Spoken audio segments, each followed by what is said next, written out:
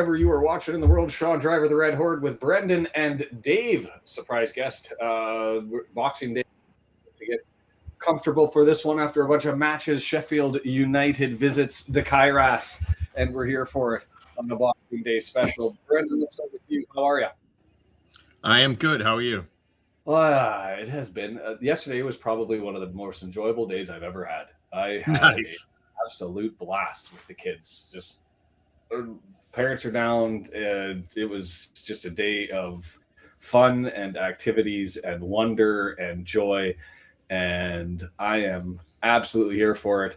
So now let's carry on with that positivity into this one. And Dave's in the background there with a friend watching this one down in Washington. So Dave, how the hell are you? I'm doing great.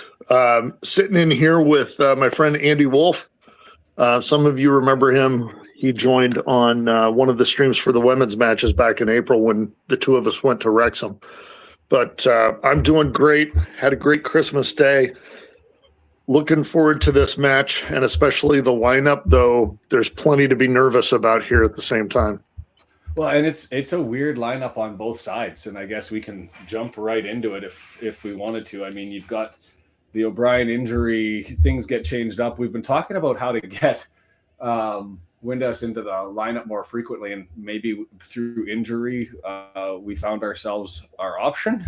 Is that what we're figuring out here? I've got mine brought up over here, so.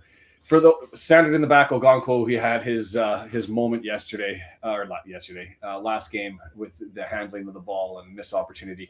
Fickle group, Wrexham fans. We've seen him save points and save wins and not really giving away too much. He definitely did that in the last one, but he's back in. I was surprised at the amount of negativity that they had in the scream for Danny Ward to come back. I don't think Danny's earned his spot or will keep his spot with the way Arthur's been playing. But you guys can correct me if I'm wrong. I'm going to bump my camera up because I feel like 100% agree. Okonkwo is not going anywhere. And Brendan, what's your thoughts on that? Is that just Wrexham fans being over fickle on a bad day and sort of acting out accordingly, or do you think that there's that Ogonkwo's at risk if he doesn't improve himself, that he's losing his gig? I think they probably look at it a little differently than maybe we do. I'm trying to figure out why they want to make the switch, and my guess is it's almost like a punishment thing. And I got to tell you, I mean, I don't necessarily disagree with wanting to punish him for doing the easy things, for making multiple mistakes on what I would consider the easy things, right? So the equivalent is when Shaquille O'Neal used to dominate the NBA in basketball, he couldn't make any foul shots, and he would ask people. I mean, people would ask him about it, and he'd be like, "I don't need to hit foul shots," and he would not practice them and not care to get good at them because he didn't want to and didn't work on something very easy that everyone else in the league does well with. And because of that, his team would suffer, right? And it just, I'm not saying Arthur doesn't practice those things. It just feels like it's easy stuff that, you should be able to catch the ball, should, be able to punch the ball. You should be not deflecting it back out in front of everybody every time. You know what I mean? Like there's things that you think you should be able to kick it and keep it in bounds. It took them how many years to do that? So I can understand their frustration with what seems to be the easy things, and they want to punish them for it. So I'm with you. Deandra making the comment, Ogonkwo saved so many points this far of the season, and I can't really say the same for the darn strikers. Some truth there. If we're apportioning blame for sort of the spiral we've been in recently, I don't see it falling to Ogonkwo, although he did cough up some points in the last one. The back line, about what is standard, Cleworth, Hyam, Doyle, I've got no issues there. You go through the midfield, O'Brien's out. I guess the question there is no Dobson. We've been asking for offense, and Dobson is, for all of the glory that he brings, the passing and the shot selections when he's called upon, not really there. To the point, then was it Broadhead that had him wide open on the right hand side in the last game? and he opted not to pass to him while he was wide open over on the right-hand side. And that's just a lack of trust. And I think when that starts to happen, you've got to look for options. I'm still surprised Rathbone hasn't drawn in. That would be my criticism as to where we're at with things. But it is what it is. Matty James, better passing, maybe not as defensively astute. A sign that we're going for it. We wanted to have at least one offensive sort of stalwart in there, and I guess that you have that. And why did I see a different lineup? Now I'm trying to figure this all out, because usually our graphics put one winger there. Is Thomason playing on the left wing? That wouldn't make any sense. Broadhead, I'm guessing, is right, or is it? I'm sorry. Yeah, and I guess. Well, I'm usually when the graphic comes up. Yeah. Usually when the graphic comes up after the defensive backs, you've got our left wing back on that would be in where Thomason is on that graphic, and our right wing back would be where Broadhead is on that graphic.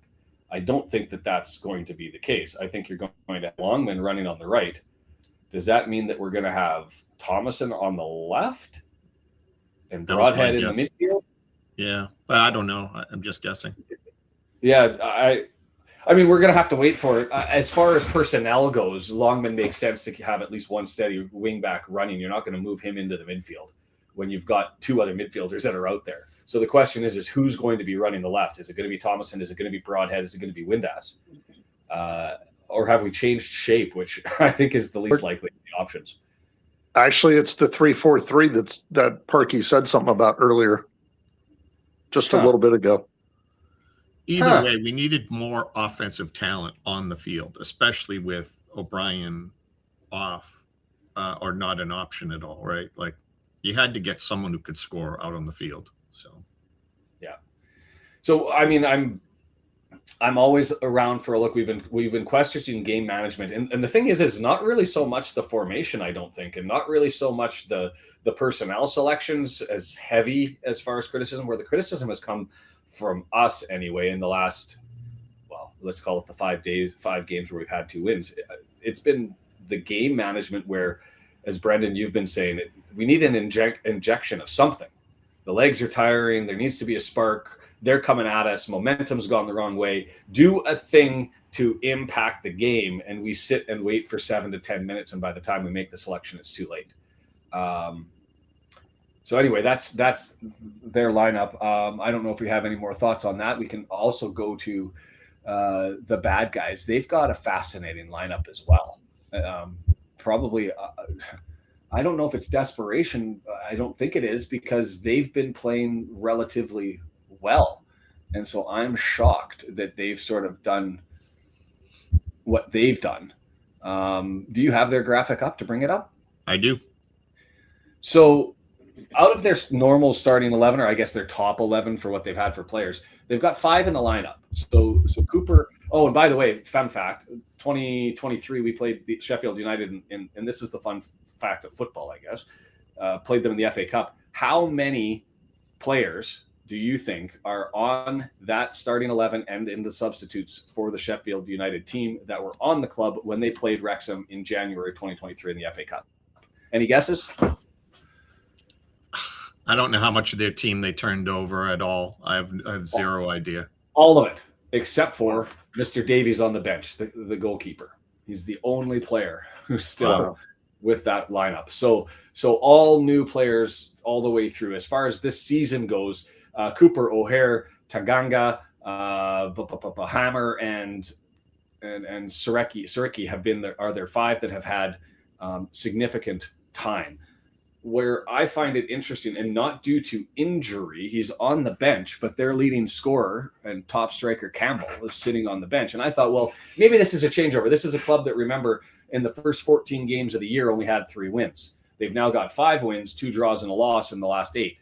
So maybe I thought maybe they found the secret sauce as they've been building through it, and this is their new secret sauce. But it's not really the case. There's Arblaster, who's come on in the last 3 games and been playing well, but really it's just a continued mix and match as I went through the match logs, and not really any one player. But Campbell, leading scorer for them, 5 goals, 2 assists. He's had 17 starts. He's on the bench. Burrows, 12 starts. he's and involved in 21 matches. He's on the bench. McGinnis, 12 starts. He's on the bench. And then they've lost Peck due to a calf injury, and so he's out entirely. He's got 3 goals and 1 assist. So they've gone with 2 real young guys. Arblaster, who's I already mentioned, he's 2 starts in only 3 games. He's played the last 3 games, but he's come on recently. And they've got Binden, who's got 7 games played so far this season. Chung, the Curacao international, Chong, he's got 2 starts. And then the one that surprised me, but maybe it makes sense if you're going to go at this as far as game management goes, and this is kind of what I like, is you play the personnel that might have something to say. And that's going to be Patrick Bamford. If you'll recall, Patrick Bamford expected to be in the sought after by Wrexham, ended up not coming over. Kiefer Moore from Sheffield United to us. Bamford kind of quasi fills his spot, and he hasn't really had a good year. 3 goals. He's had 4 starts, so he's seen limited action. But maybe this is an option to say, okay, Mr. Bamford, former Leeds United specialist, go and do your thing and show these guys what they're missing out on. I don't know. When you see that lineup and listen to my ramblings, is there anything that jumps out on you? And while you're doing that and thinking of that, I'm going to open up a blue can. I'm not going to promote drinking of any sort of liquid of choice, but I'm going to open up a blue can and grab some Clamato juice and get myself set up. So go ahead. I don't know enough about the players to know whether or not this is a great lineup. I just know that they've turned it around from a really tough start, and to not totally fold it up and to come back like they are is pretty good. And I mean, I'd be a little concerned. I'm a little concerned, I guess is what I'm saying. When a team's playing good, I don't like coming into a team that's playing, solid.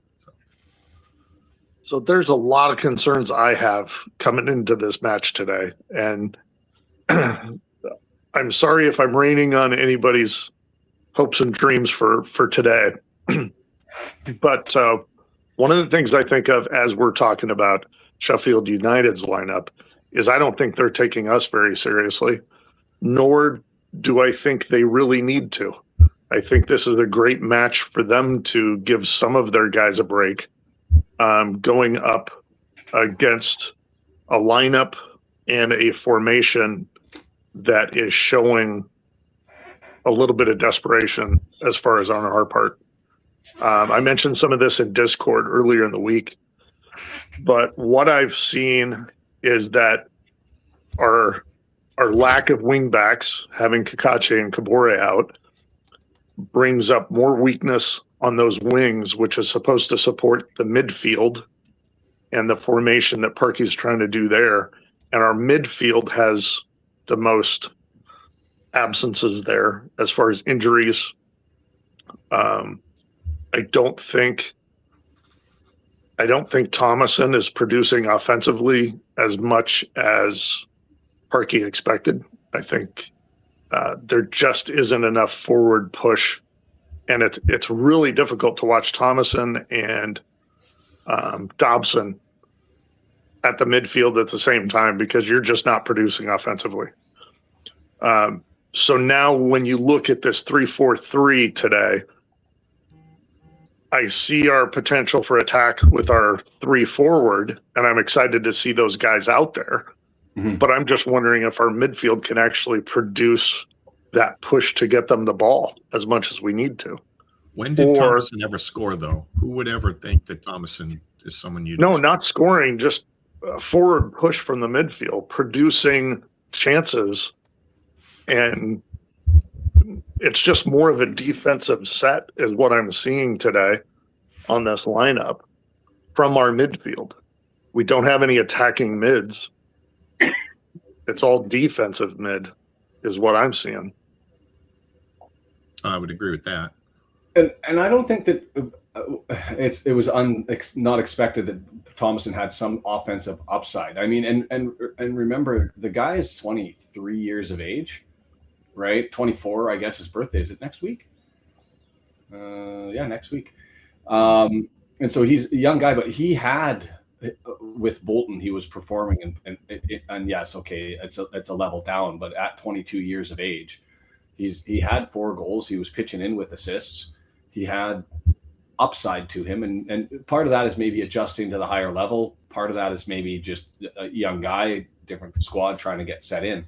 But he's had some, although brief because he's so young, history of chipping in. But I get it. There's lots going on here, and I guess game management to our favor, right? Is that the sad thing about where we are in the standings? Is people maybe looking at us as the option to take things off? I mean, I don't know if Sheffield, if I would be that cocky, and I say that because you look at who they've played in there, and give them credit. They've gone through 8 games and with 5 wins, 2 draws, and a loss. But let's go through their wins, draws, and losses. Sheffield Wednesday, Portsmouth, Leicester, Stoke, and Birmingham. So Stoke, Birmingham, mid-table, that's impressive. But there's been some times that, some that you would expect them to take the points from. Their 2 draws, QPR and Norwich. That's not impressive at all. And the loss against West Brom.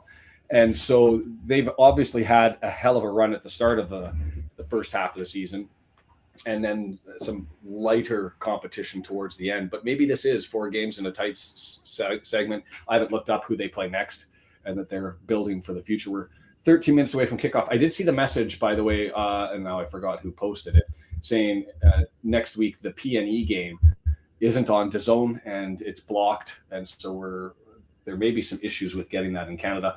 That's more of a flag for Brendan than anybody else, because if there is a panic, I'm going to have to get a gray market stream and try to figure it out, or Brendan's going to have to carry the load, because it looks like there's a hiccup with DAZN. I'll probably email them and do my thing, because usually they figure it out once I get it to them. According to Fatma, Windass and Longman are winging it. Yeah, and it could be that's what it is. It could be, Deandra, as Dave says, it's the 3-4-3, which, have we ever seen a different formation change other than in the last 5 minutes of a game where they've really been chasing it? I don't recall one under Parkey. So another thing that can trigger that, I don't think I've heard you mention that this morning, is McLean being suspended for 3 matches. 3 games, for the extra back heel. Not much in it, but I guess football doesn't like its extracurriculars.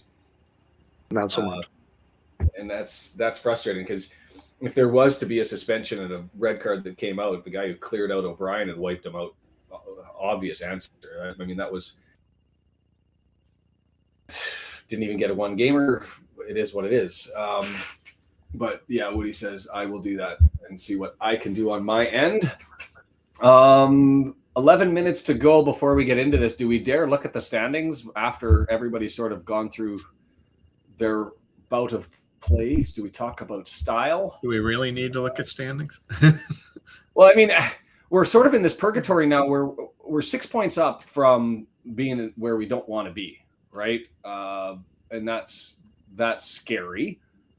And the challenging part is if you win this, okay, we get to jump Birmingham, and we would jump Leicester City, and we'd be sitting up with Southampton, tied with them on points, but behind them on goal differential. And so that's what's at play today, is do we want to run with the little puppies or the big dogs? And this is sort of one of those ones that you kind of look up, and everybody's going to grab points next weekend all the way around us. And so if you're not going to jump up at 31 points and be sitting, 5 points back and sort of sniffing around it for the last half of the season to go, then we're into a scary situation. So I don't think he kicked him in the head. He sort of back-heeled him and gave him an extra flip. It wasn't egregious. It was improper. It probably deserved a suspension, but it wasn't like he speared the guy or stomped on him. But extracurriculars, it is what it is. I don't know. Are you guys starting to sort of accept that maybe playoffs is out of the realm of expectations for us, and let's just make sure we preserve ourselves mid-table and boost ourselves up for next season, grab a couple of winter signings maybe, and carry on? Is that where we think we're at? Have we settled into that? Not at all. Nope. Okay. I might be the only one who's starting to see the signs of acceptance. It's too close. The points you can still climb up there, right? Weren't we 6 points back last year at this time? It's a different league and a different group of people. It is a different league and a different time, but and more teams to jump. For me, the big question for me, if we're going to make a run, we've got to be in a good position by mid-February, because our run-ins hellacious. 100%. And if we're not in a good, like, we need to go on a run, a big one, not just undefeated run, like 3 points, 3 points, 3 points, 3 points, and we put them in the bank. 100%. But we'll see where we're at. As far as the style goes, I'll just run you through some of the stats. Sheffield's got a really impressive XG, given the fact that they haven't really scored a lot, 34.9, which this is some of the stats that I read off here scare me a little bit. Their XG is really high. Their shots on goal, they're fourth in the league. We're 21st. Their passes, 12th in the league to 13th. When you have that many passes, and their touches in the box are second in the league. So lots of touches in the box, lots of shots on goal, not a lot of passing. I mean, this is a team that looks to keep ball at feet. They're not a long ball team, and they're going to charge at you, which has been sort of our kryptonite when you have a team that is not afraid to run at you, create from there. Their save percentage, not good. 65.1% has them 20th overall. So there's opportunities to find things in the back, but we're going to be challenged and pressed here, I think, throughout this match. And that's the part that scares me, is because we saw that in the last one with Swansea, that just build and build and build against us. And it's like we've got 10 men parked in the back, right? Hugo says, surprised if they win today, but it could happen. John Olsen, Wrexham hasn't had a good run of form / win streak yet. We're due to have one, at least one this season, right? Let it start today, John. And I finally got the game on my screen as it blasts in my ears. So any thoughts on that as far as style? Have you guys seen Sheffield United substantively to be able to make a comment? No. Not enough. Is that, let's talk in big picture. Is it not absolutely crazy to you how hard it is to follow the league that you want to follow? Like, I want to watch more championship football, other than like today where you get a bunch of games on DAZN because of the feed. I don't get the opportunity to do it. It might be different from you guys in the US because you've got every game, I think, is covered on Paramount or CBS, isn't it? Yep. Yes. Paramount Plus, I use it extensively. I will watch matches midweek, catching up on what I missed from certain teams. Yeah. Just to try to see some of our competition. I really, really enjoy that. Don't worry, you'll be an American soon. And when you are, you'll get all the greatness that the Americans have, and you'll be happy. And Brendan just cracked his own can. There is only one thing that would make me somewhat like, and it's like this infinitesimal small amount, is that I would have easier access to payday chocolate bars. And I say this, Dave, obviously, we brought me a box of paydays, and I went through them.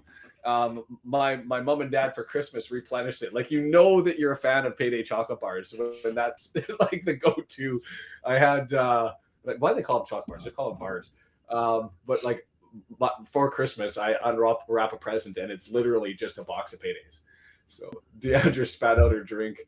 That's a good Christmas. A polite Canadian and just quietly give the finger in the background and leave it at that. One of the things that I think that North American sports does well, and I think those in the UK may be frustrated with and not fans of, is I like the matchups. I like the Crosby versus Ovechkin in hockey. I like the TV commercial I did with the rivalries between the players and all that sort of stuff. And there is certainly fire against the badge and hatred for a club. But as far as we have this exceptional forward and they have this exceptional center back, and here's the highlights and the matchups, and get to know the fear and the anger and the interesting dynamics of this player versus that player. They just don't do that, do they? WG, how are you, my friend? Logging in. I missed that a little bit. Do you guys? I would like to know the players. I'd like to have a little bit of rivalry, like I'm this going into a new league every year is tough in not understanding any of the teams and not having enough recent history. But yeah, that would be kind of cool. I mean, so Andy and I have talked about the documentary and how fewer episodes gives us fewer chances to dig into some of that stuff, to be able to get to know the current players better. They're moving so much. They're getting so many new players. I don't know them. I don't know their stories, and I'm not following the team as much because of that. And of course, now we have 13 new players, and who knows how many more we might add here this next month that we got to hopefully get more information on. But yet at the same time, we may only get 7 or 8 episodes in the doc. Right. So there's a lot of ramp up, and maybe we'll appreciate the team more come next season for those of us that don't have it. It's an interesting little tidbit because I can sit there. I haven't watched NFL football except for the Christmas Day match yesterday against the Lions, and I'm a Vikings fan historically, but I've sort of shelved football. I've shelved quite a bit of hockey just because of the ownership group in Vancouver and not really being a fan, although there might be a change in what they're doing. So I'll keep an eye on whether they get me back. But it's the appreciation I have, the information I have of the knowledge of the other players and the other teams and the other managers and the other styles. And that comes from media and releases as much as it does my own research and assessment of it. It helps me appreciate what to look for in the game. And I find that that's missing somewhat. And maybe it is just a case where I need to get a VPN and Dave's password for Golazo and I watch games midweek so I can get caught up. But even then, the color commentator doesn't add anything during the games. They don't bring up interesting stats that this guy's played in the last 12 games and the last time he played. They don't bring that up. It's quiet. It's ho hum. It seems to be just we let the product do its talking, which you can. It's a great product, but I sort of miss out on that. Anyway, I've digressed. Guys, I'm going to bounce for now and let you guys carry on. I'm going to jump into chat and say hi to some people. So we'll see it. We'll see at the half. And if you've got the Discord link, just because I'm on my work computer and I don't have Discord on my work computer, feel free. Somebody post it in the link, and I'll try to pin it. To keep that up. Good shout out. And with that Discord, Andy and I will be popping in post match for some chat. That's been a lot of fun the last few matches. Just to jump in there afterwards and just talk about whatever. Have a good one, guys. All right. Cheers. Thanks. Should be right around kickoff here. Ogonko getting set up. It looks like we're going towards the cop. Ogonko's standing at the tech end, so we'll be chasing that down in the second half and hopefully not chasing the game. We are learning the championship. And that's the other thing, too, that Hugo doesn't necessarily say it, but I think it's indicative and summed up in his point, that when you move up and down and you're relegated and promoted, you got to learn a whole another 20 teams, 21 teams every single season. It becomes a bit of a thing. So Red Horde, see above. Let me go and find that and pin that while I've got the chance.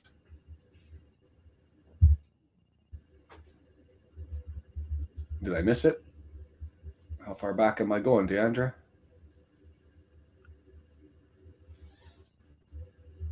I'll just wait for that and then pop it up. W and G's here. Giselle, we're pulling the like buttons down below. Smash that and give it a like. Let the algorithm know that we're here. Just let's take this. That's all I want. And let's have Patrick Bamford fall all over himself. That would be a perfect way to start Boxing Day 2025.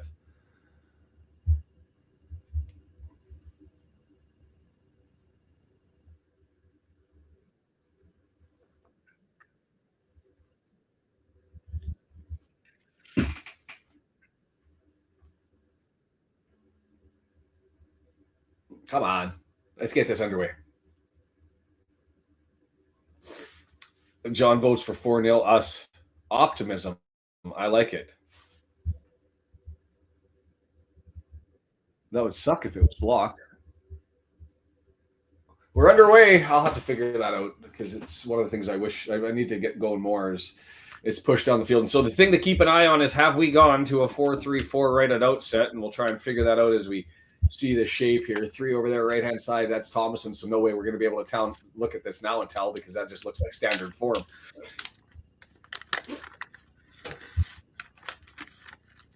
They've got it set up as a 3-1-4-2 on FotMob.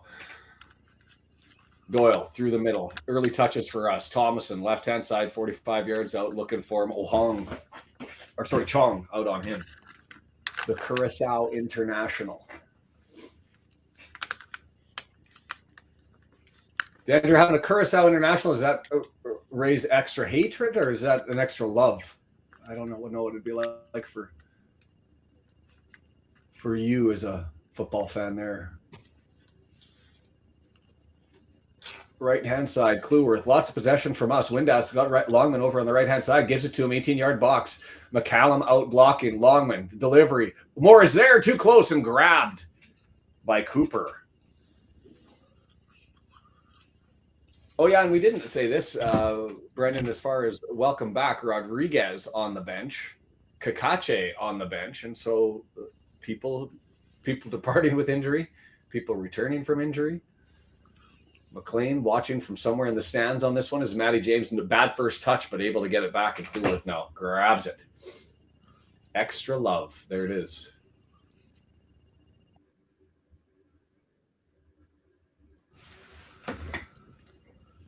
Cooper, 18 yards out. Not sure, again, how many of you guys are listening on YouTube, not able to pick up the stream and relying on my voice to kind of give you an update what's going on or not, but I'll try and do my best to give enough color up or play-by-play of it so you know what's going on. Is it's bounced about with Leeds with their first foray into the area. Left-hand side, that's good. Cut back pass, overran it, dangerous right through the box. Unfortunately there as it flashed by 2 players. That was missing our blaster. That's the young replacement, 21 years of age, over on the right-hand side. That one gets blocked and spun out and then easily collected by Broadhead, who just hoofs it down the pitch in the general direction of Kiefer Moore. Handball there, I think, but not called. And so it's Leeds going to be pushed through, headed on, and flipped up over top. That was a dangerous flash right through. Is that O'Hare? O'Hare looking for it right through the gap and right in front of Doyle. And if he had himself, he got a good head on it, just over angled and off target.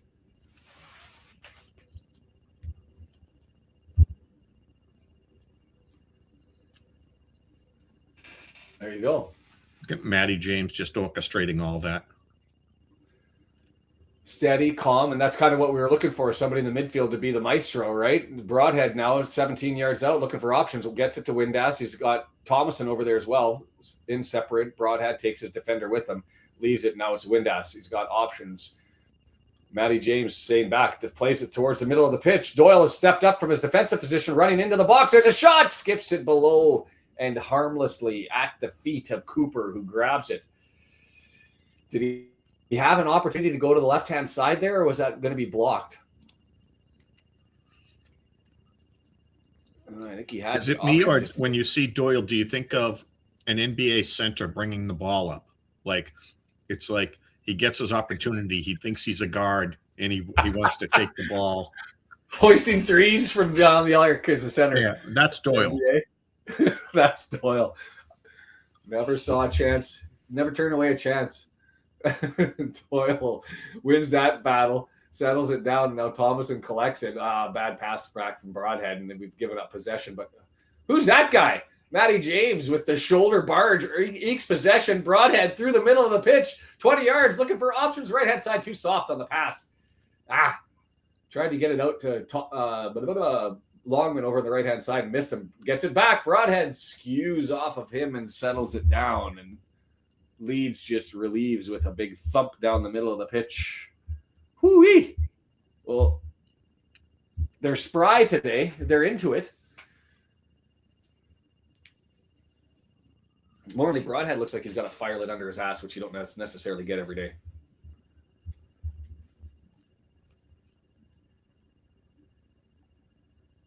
God, Phil Parkinson's only 10 years older than I am. There's a fact that I didn't know.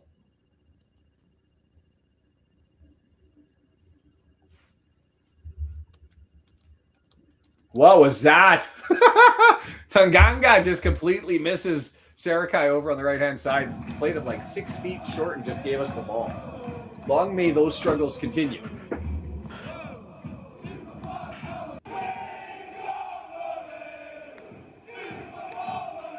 Longman ekes control.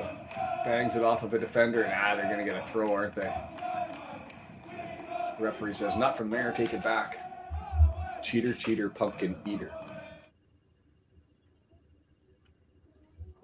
It's nice having a 9 o'clock a.m. 9 a.m. start. I feel like I don't think I've had a bevy in a while watching a game. Throw in. McCallum. That pass connects between Tanganga and Sarakai, and they move it all forward to Chong. Chong, right-hand side, gets in front of Thomason, but then gets curled back. Blaster. Sarakai. That was O'Hare who slides over. It's into the area. Stepped up. What the fuck was that? Are you kidding me? Bamford doing what we didn't want him to do, which was show off. And that was Ogonkwo. What did he do on that one? The fuck was that? We suck.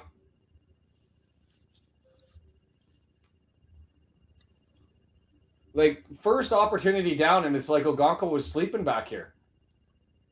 Like, I get it. It's flipped on. O'Hare gets it over. Sarakai puts it through, and it's flipped up, and it just completely freezes Ogonkwo. Back heel, left heel, out, flipped up over top. I guess not much he could have done about that.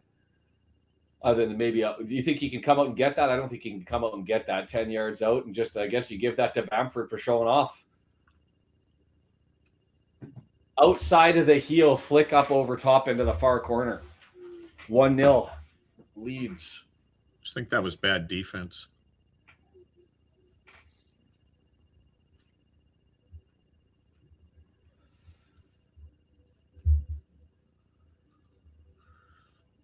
Was that O'Hare that sent it over? No, it was Sarakai who was up. Oh, fuck off. Kiefer Moore, they better light a fire under your ass. The man we were considering getting, we pass over, go for him, and he just scores a glorious one.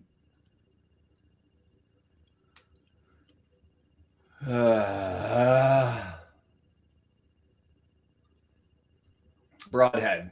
Thomason to his left on the full run, 18-yard box. Nobody out there with him. Flips it over. Kiefer Moore nowhere to be seen. Kiefer Moore gets it on the Windass back pass. And it's 1-1. Was it an own goal Bindon? Own goal Bindon. Moore didn't get up there in time. Windass cut back pass trying to find Moore. And instead, it looks like it hit Bindon and goes into the back of the net. But Moore was right there and would have scored that one anyway. So me criticizing the man probably turned out to be something positive, right? Long may it continue, Moore, you suck. I'm joking. I'm trying to get him to figure this out. 1-1! Good on Thomason. Left foot, hard shot all the way through. Can't get there. Cut back pass and into the back of the net. And we have scored 2 goals with no shots in the last... How long have we gone now? At least 98 minutes without a shot. Oh, no, I guess we... And when I say that, I mean a shot on target.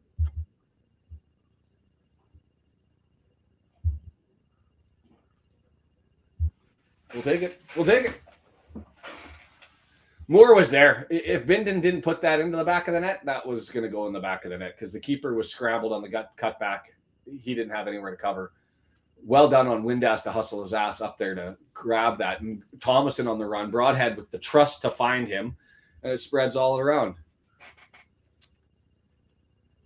Criticizing Moore is now going to become Mullen getting hit in the family jewels. Absolutely. We'll start every broadcast with Kiefer Moore, you're horrible. And then we'll go from there.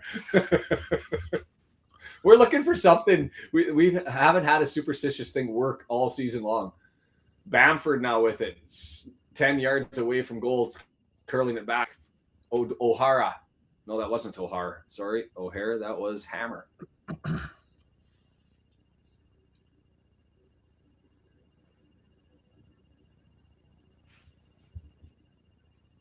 Bryn saying that was a pretty goal. As far as own goals get, I don't think you can get prettier than that, can you?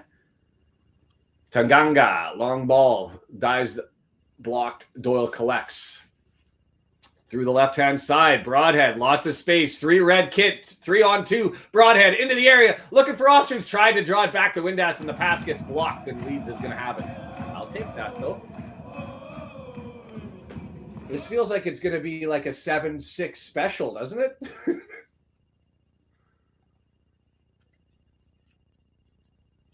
Last goal wins.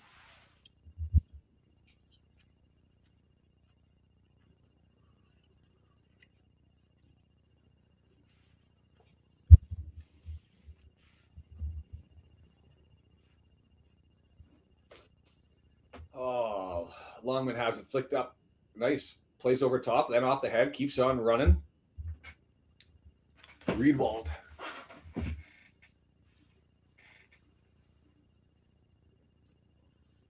Oh, interesting. A mid-season join for him. Left foot brought down, going to be easily intercepted there. Thomason's having himself a game. Brendan, you can be hard on him for not bringing any offensive upside anytime you want. Well, and then it just completely stuffs it past over on the right-hand side of the window. He's looked spry.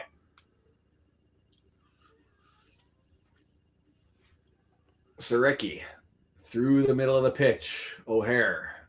Yeah. See, I reverse jinx them. You jinx them. Is that how it works? No, because it ends up proving my stupidity every time, right? Like you end up, prophesizing someone shitting themselves, and then I end up looking like a fool when they prove me wrong. So I still don't want people to shit themselves, except for Kiefer Moore. Max Kluworth. Oh, look at him go. Dances around 2 players, maintains possession, gets it over to the right-hand side. Switch on. Thomason. He's got to go chase it down. Good job. 9 yards. Thomason putting in work. Broadhead. Searching for options. Just draws it back. Matty James looking. Matty James takes a crack. And it's blocked down by Tanganga.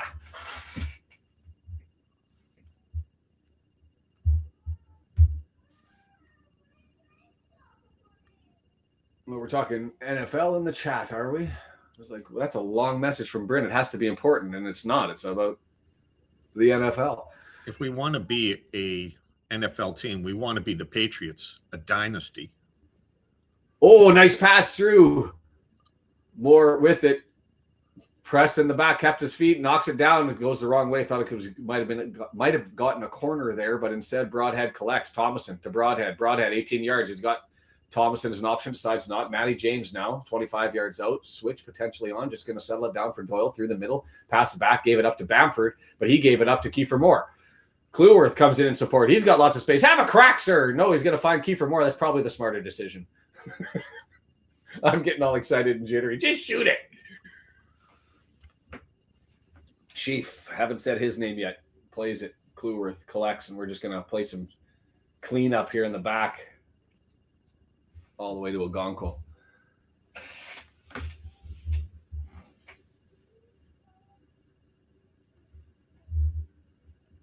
Thomason, Broadhead, looking to build it up play.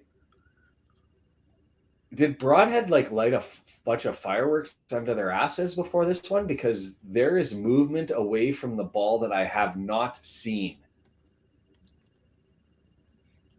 in a long time. And you can tell me in the chat if you disagree with that, but this isn't settle back and hopefully just find somebody down the pitch. This is come back in support, roll away after you pass the ball to try to make yourself open as an option. It's all sort of there at the moment. I mean, and Sheffield United not playing horribly. I think just one nice play by Bamford. Saricki put through far side. Fuck me. Saricki and Bamford are eating us alive. 2-1.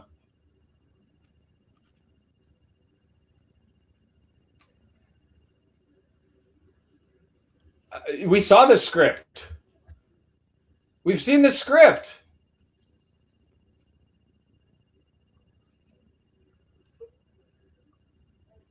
Is this just not having a winger who can deal with that with Saricki? Because that's simple. It's horrible defense again. How are we letting that cross get in? You have the man covered. Same play. It's the same play. And when you're out on the wing, go out and play the man. If he beats you, there was a guy right behind you. Don't they talk to each other?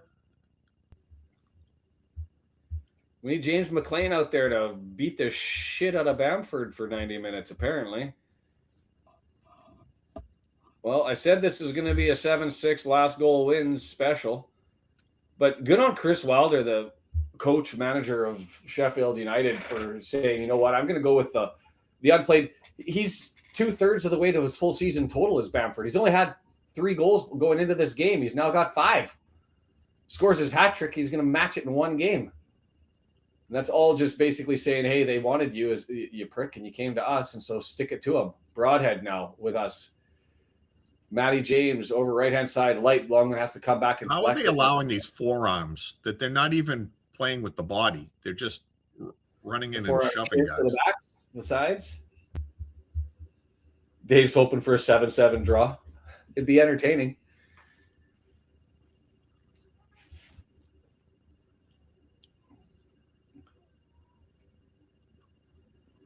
Sheaf earns the ball, gets it over Kiefer Moore, 9 yards out. Far post, looking for Windass, headed straight up. Windass going to get an opportunity here. Heads it towards the area, but it's collected by Cooper. Jesus Christ.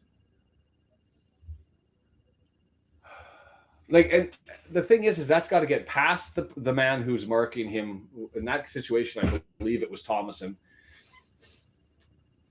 And then it goes through both Hyam and Doyle, who are sitting there marking the only man in the box at Bamford, and all 3 of them stuff it.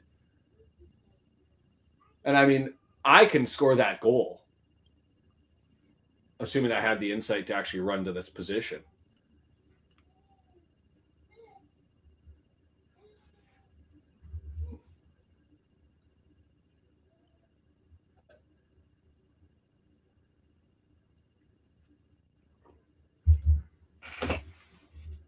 Bugger me. We've been playing well. There's still lots of time in this one. This isn't offensively well, not defensively.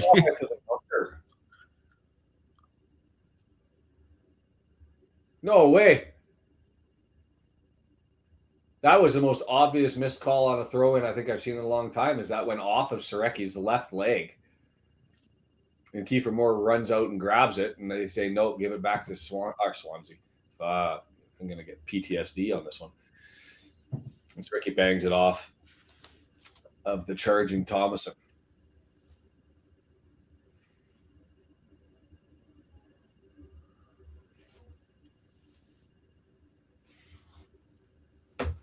Saricki throws it into Bamford. Oh, no, that wasn't Bamford this time. I just expect him to always find him. That was our blaster. Missed touch in the midfield, and it's over to Saricki again. Who is this guy? 23 years of age.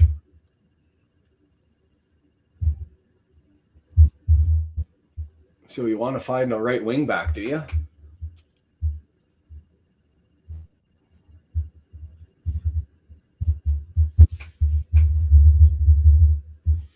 Bamford going for 3. Up over top.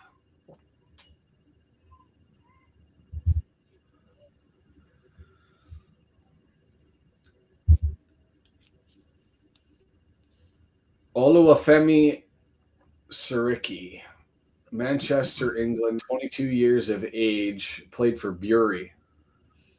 Free kick for us. Broadhead brought down. Pull that back a yard or 2 away from the box there, would you? Because this one's going to have to be a wall smash through, trying to get it through. Missed that one. Kiefer Moore headed, got it down to Broadhead. He's running full sprint, and somebody tried to take the charge, you would call that in basketball, without setting their feet, all right? Bindon just steps up in front. Broadhead right through him. I don't think you can up and down this. This is going to have to be a through-the-wall smasher. No, they're just going to pass it over to Windass or somebody.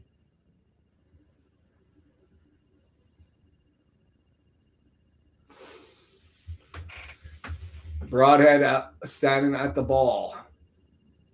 Doyle's there as the center. You think he's ever taken this? Broadhead's never going to let Doyle take it. There's almost no point having Doyle standing there. Certainly looking like he's going to have a crack. Misses entirely. 1.5 feet off to the right and 3 feet too high. You should almost just plan to play that off someone. It's a tasty little corner there on the right side of the wall, the way that was lined up. Less thump, more bend. Maybe had a chance. I didn't know. Sirky played at Rotherham last year. At least 10 appearances. I don't remember seeing him.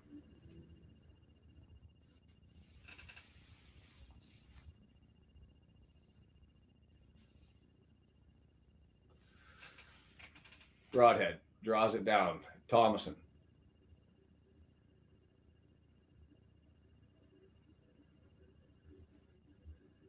God. 21 minutes, 30 seconds in, 2-1 bad guys. Lots of time left in this thing, but somebody's got to take Bamford's ankles out. Actually, I don't even know if I want that, because then you bring in their leading scorer. Thomason with it, 18 yards. Draws it back, tries to draw through 2 men, can't do it, but skews out. Doyle's able to collect it, gets it to Sheaf, collected. Matty James stabs forward to Kiefer Moore. Opportunities there, 19 yards, not going to take it, gets it to Broadhead, edge of the area. Pass through, stabbed Thomason. Couldn't get the pass there, as that was a little bit light from Sheaf. It just died. Hyam plays it forward to Doyle, and we're going to come at him again. The race is on. This is just all offense all the time. Both sides cross forward, and it's cleared out. We'll get a corner. As that was Bindon, had to come back last man. See, and that's the thing. You make the cross, defender kicks it out, you deal with a corner, because if that wouldn't have happened, Kiefer Moore was right behind him, and that would have found the back of the net, and that's the difference right now in the game. Because we had 2 men right because there. That guy knows where to play defense. Sorry? Missed it. Anyway, corner coming, left-hand side, left foot in, swinger, headed down! Oh, cleared off the line by the defender. Piss! Was going in on the left-hand side. I don't know who it was. The keeper, Cooper, sitting there staring at his right with his fingers crossed and his butt clenched. And I guess that was enough because his defender bailed him out. And I'll take that, right, Jed? Much better football today, indeed.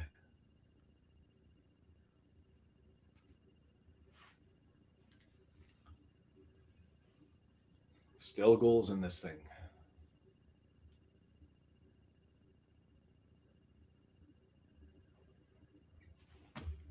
That's Brendan. Is that not the perfect example of Ogonko just anything outside from shot stopping him really, really struggling?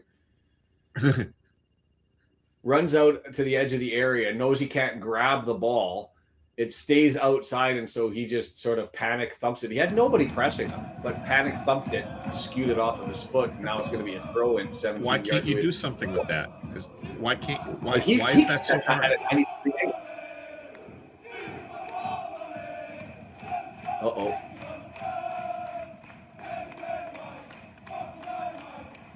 Three to 1.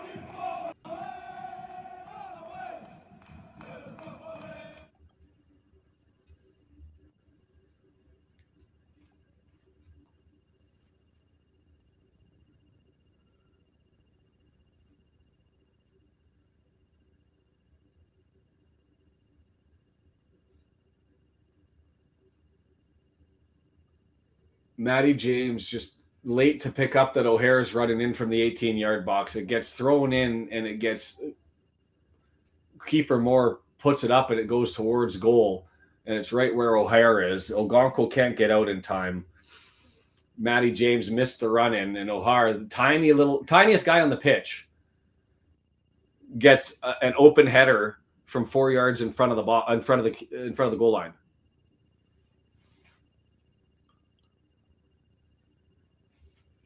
That is awful. Fuck.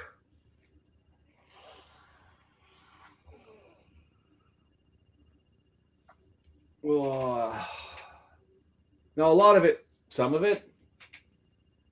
No, I can't. I want to be able to say some of it can be ascribed to just being bad luck, but that's just boils. Because it could easily have, if we would have potted that other one that wasn't cleared off the line, it'd be 2-2, and they'd be setting up. But the reality is we're just not following the ball. Well, they got that throw in because Arthur just shit his pants. Inches off, and give that credit to the Blades if you have to. Give it as a criticism of the club if you have to. Another throw in near post. That one got headed the right way by Moore. But it seems like every little tiny mistake just being magnified, which is, I guess, what good teams do. They look for small errors and then they take advantage of them. Moore, not able to get to it. Broadhead loses it. Chong draws it back, and he's going to just give it back to Cooper. January 4th, Cardiff. Wrexham women, top of the table. Opportunity here. Nice ball through. Broadhead draws it back. Windass can't get to a turn corner. He leaves it there. Shot blocked. And it's scooped up over top. Sheaf. Last man that you want to have on the pitch taken, though. But anyway, he was running forward, was the last man open as the pass didn't connect as well as it would have liked to Windass. And so he has to go to him. And it's off the backside of Tanganga.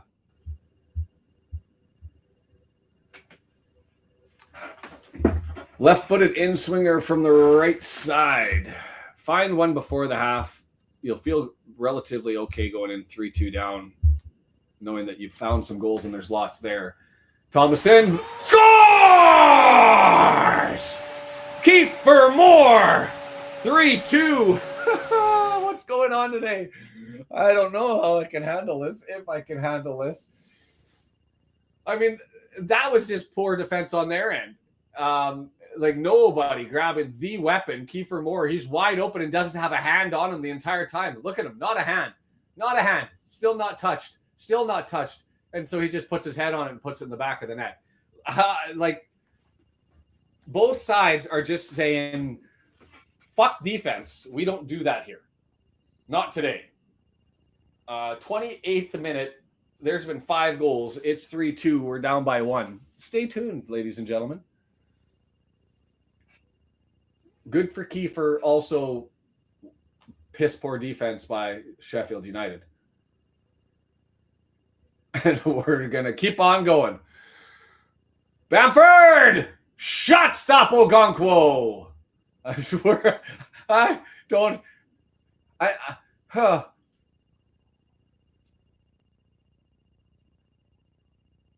Broadhead took a flop on a challenge by Saricki. I didn't see anything in the contact. The extra roll might have been too much. Nothing given. Parkey giving him the boots. That game on the 4th is going to be massive. It's the last match before they get to the cut. Whoa. Chong went down, not much in the challenge there. Throw in 8 yards away. The battle for the first place is where it sits. And for the women, if they're able to take that before they start to get into the second half of the Adrian Premier League, where the top 4 will play each other 2 more times, setting themselves up, if they're able to, I mean, a draw would be impressive. A win would be amazing. And I think that would put them 5 points. I don't have the table in front of me, but would it be 4 points or 5 points? Man, Saricki just stripped Thomason. His jock strap is laying on the ground. They don't wear jock straps in football, I don't think. Breaking ankles. Broke his ankles, undressed him. Pantsed him, yeah, definitely. Oh. Broadhead comes over and and puts some help in, gets it out at least. I will say again, 23-year-old Sheffield United player, signed with them, did Saricki, played on in Boston United in 2022 and then joined Rochdale in 2022-2023. Was at Rotherham last year. I don't recall seeing him, but best player on the pitch. And that's more than Bamford. He's been in it up and down the pitch. He's their right back but he's got full license to go all the way forward, and he's been just ripping the shreds out of us.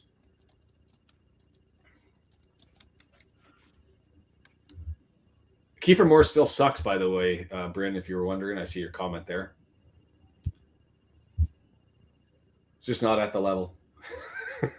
Somebody's going to clip that and send it, and I'm going to look like the biggest jerk.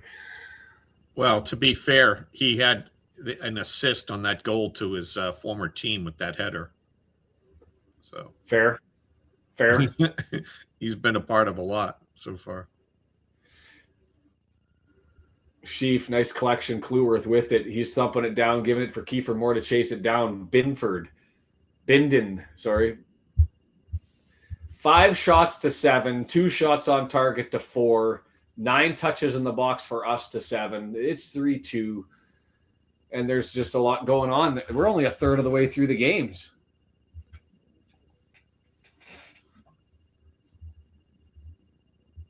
Minced tarts. Almost as good as butter tarts. And that's the number one reason I don't want Americans to find out about butter tarts, is that would give them a reason to take us over, because how they're not in the diet around the world makes no sense to me. The greatest pastry in the world.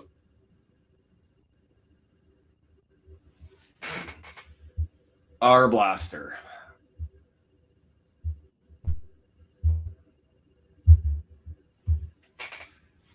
Oh, exclamation mark flop.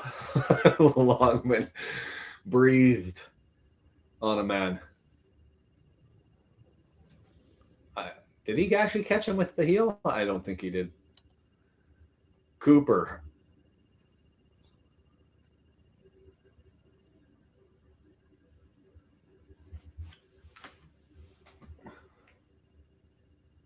Clueworth heads it down, skewed off the foot over to Thomason. He's got lots of space, gets it to Broadhead. He's going to get the return pass, I'm sure. Yes, Broadhead running forward.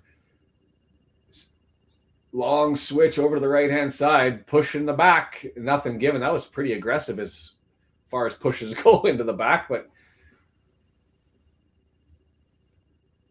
ref lets it go, and it's going to be Saricki who collects things up and gives it back to Cooper, and away we go.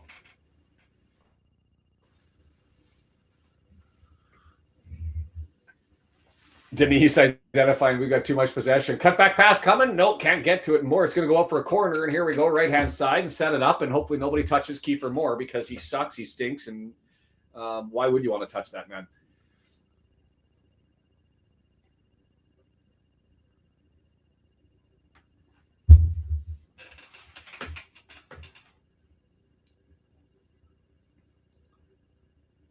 Thomason heading out for a left-footed in-swinger from the right-hand side. Chalk it up on the board already, right? That's what I'm saying. Make it 6-6.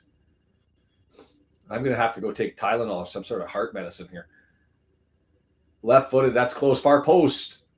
Doyle couldn't get it back. 5 yards too far, and Callum Doyle trying to tiptoe along the goal line to get it back into play. Not able to do it. Too much cast of him. Why are we talking about mince pies?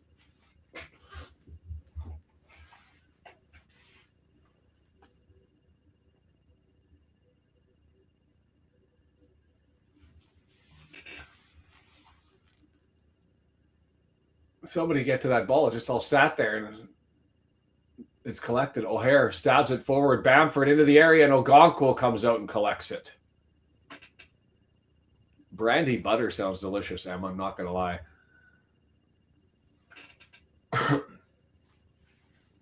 Clueworth. Left-hand side. Pushed up over top. Broadhead. Between two men. Chests it down. Goes, runs, collects himself. Matty James draws it back. Searching for options. Windass all the way back. Basically where the center back. I was like, who is that? And it took a while to recognize it was Windass had come all the way back. Doyle looking for options, can't find any. Stabs up, finds Moore on the run, running for it into the area. Ooh, flag for offside, but it was close.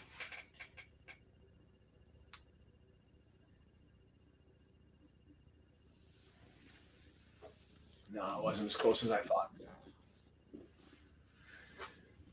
18 inches. 35th minute, 10 minutes to go. Man, it feels like I've gone through all the emotions already that I normally go through in a 90-minute game here. We're only 35 and a half minutes. I might need a sub. Parkey. We'll do it in the 82nd minute. Bamford crying on the Doyle challenge. There's O'Hare. He gets taken down. Ref letting a lot of this stuff go, and it's collected there by Tanganga and brought back to Cooper. Oh, boy. RKO. Holy hell. What in the all-gas, no-breaks defenseless opening 35 minutes did I just miss? That's the best sum you've described the game, and you never watched it. We've looked good offensively. We've looked absolutely atrocious. Saraki is number 38 on the right side, is bashing us. Broadhead, interception. He's looking for options, finds Windass, missed Longman on the run pass, and then a bad giveaway, but Longman comes out and saves it. Nice done. Sheaf now, left-hand side. Thomason, who's playing there on the left wing, he missed Doyle coming forward. Of all the players in the options, and we somehow end up with the Thomason to Doyle option. Sheaf. Thomason, Sheaf.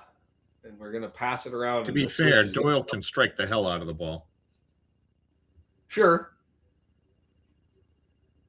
But I'm sitting there looking at all three of our guys Broadhead, Windass, Moore over on the right-hand side, and I thought that's nice little pass trying to get it back to Thomason, but it's collected by guess who? And he stuffed that one, and it's our throw. Into the turf for Saraki. The first mistake he made that handball. And instead, offside is the call. Because it would have gone to him offside? The handball came before the offside. How in the fuck?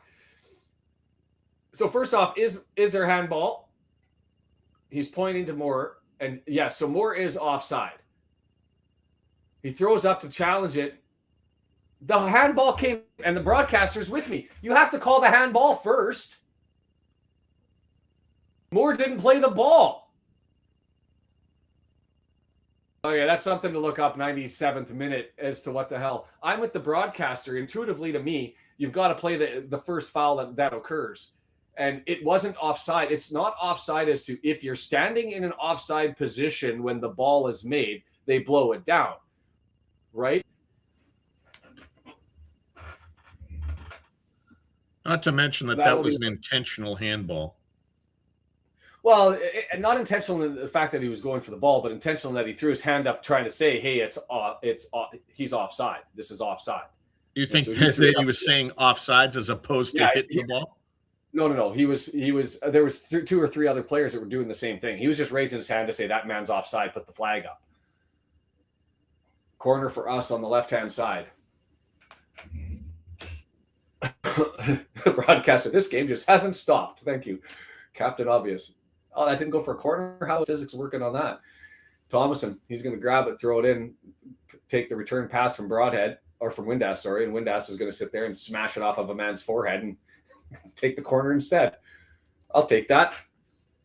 Our blaster eats the ball, and we'll get a corner from the left-hand side. Kakache's not missed, Spetsnaz. Not at all. Kakache's the most overrated player to wear red, and I'm not joking on that. He's made of glass. He does nothing. He runs fast. Congratulations. No defense, no offense, nothing. So many better options on the left side. I just wanted to my cookie downstairs. Okay, well, come say hi really quick. Cross into the box, far post.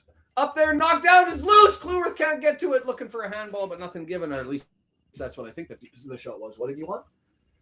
This is Right footer, blocked. This is going to fall down. So that guy gets to go be a psycho, and that they call that jumps onto someone's head. Mommy's calling me. Mama's calling you, so go see her. But I want a Smartie cookie. Well, Mama help you. Okay. Close the door for me, please. Okay. That That was a handball. a handball. Wow, what a big. Fuck me. Bindon with a handball on the right-hand side. He had his arms extended from him in an awkward position, and he rotated and did I'm a little teapot and knocks the ball down. He had his arms outstretched. I don't care if he got it with his bicep. Offside occurs when the ball is played. Stuart, I'm with you. Except if I'm standing in the corner of the pitch, I don't know why I'd be standing on the corner flag, but let's say I'm standing there. I'm clearly in an offside position, but I'm nowhere near the play. But that's not what When happened. you He was near the play. No. But I'm drawing this to extremes because you've got to be able to draw between the two extremes as far as that more offside call was given, right? You're in football, you're not blowing that down for offside. In hockey, you would be. Hey, third handball's a charm, but this one's away from everybody, and so now the cheer goes out sarcastically for this fucking numbnuts.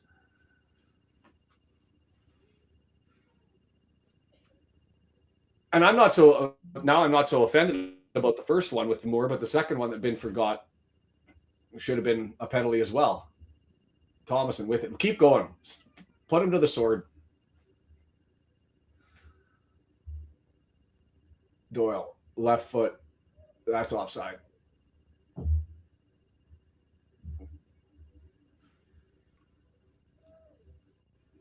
Deandra, I'm a little teapot was not something I expected to hear in a watch along. If I had the time to search it up, feel free to chat GPT it. But for me, you've seen it where a player's been in an offside position and comes back and doesn't put themselves onside and ends up impacting and affecting the play. And I guess that's what the question is. Yeah, but is that the whole thing? Like he touches it. I'd have to very look much at like players fall on the ball to get a call. Like it forces the call to happen then. I've reviewed those offside rules numerous occasions. And just like 2 weeks ago when that own goal happened, that I wasn't sure of how much of a deflection you need for it to be called an own goal rather than given to somebody. And I actually think football gets it wrong on that, but at least I understand the rules. Broadhead gets it back and tries to misses the pass, got overexcited and missed more trying to lead it through. And so essentially, if a ball wasn't going to go in and it was the deflection that was necessary to cause the ball to cross the net, then they constituted an own goal. And so the question that I have is if other players are around in the circumstances as well, do you end up leaning one way or the other and they don't? Get the beer out. It's shaping up to be a second. And I'm going to have to go and get a second one here. I'm going to leave Brendan and Dave to talk to each other so I can go and calm my nerves and have another bevy. 3 minutes of added time. No injuries, but lots of goals. Does that sound about right to you? Yeah.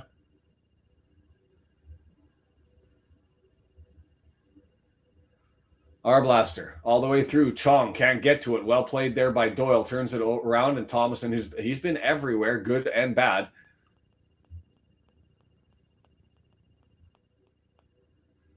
Broadhead screaming for another handball as we're starting to. Chong wide open. Brah! Was that Ogonko with the stop, or was that Doyle who came back and stopped it? Either way, it was a bad play by that kid. How does Chong not? How does Chong? He's free and clear. Shoot from there. Instead, he lets it get hard touch at the end. He hit it right into Ogonko just lying there.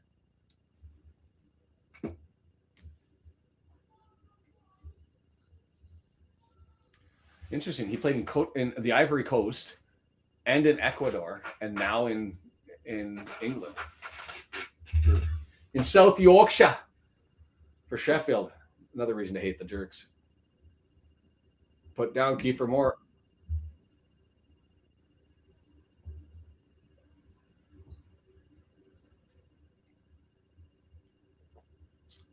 What a half.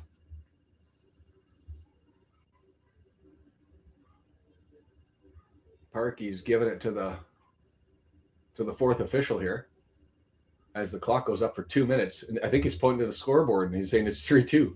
5 goals. Are you fucking kidding me? I can read his lips. 2 minutes added, and Parky Goal looks at it and says, "For fuck's sakes, 5 goals." I can read his lips.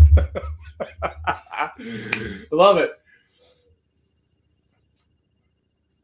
Slip and a fall. So yeah, only 2 minutes on I thought 3 or 4, because first half they don't end up adding a lot of stuff. But, and I get it from Parky's position. You're chasing the game. You're applying pressure. You don't really want to go into the half here. Bamford all by himself. And so he pushes it through Cleworth. And where he's going to, well, how in the hell does that happen? 1-on-3. And Bamford single-handedly ekes out an extra possession there. I mean, credit for him, because we couldn't defensively cover that. It went through Cleworth, and Haim has to come over and rescue it from Bamford and slap it away.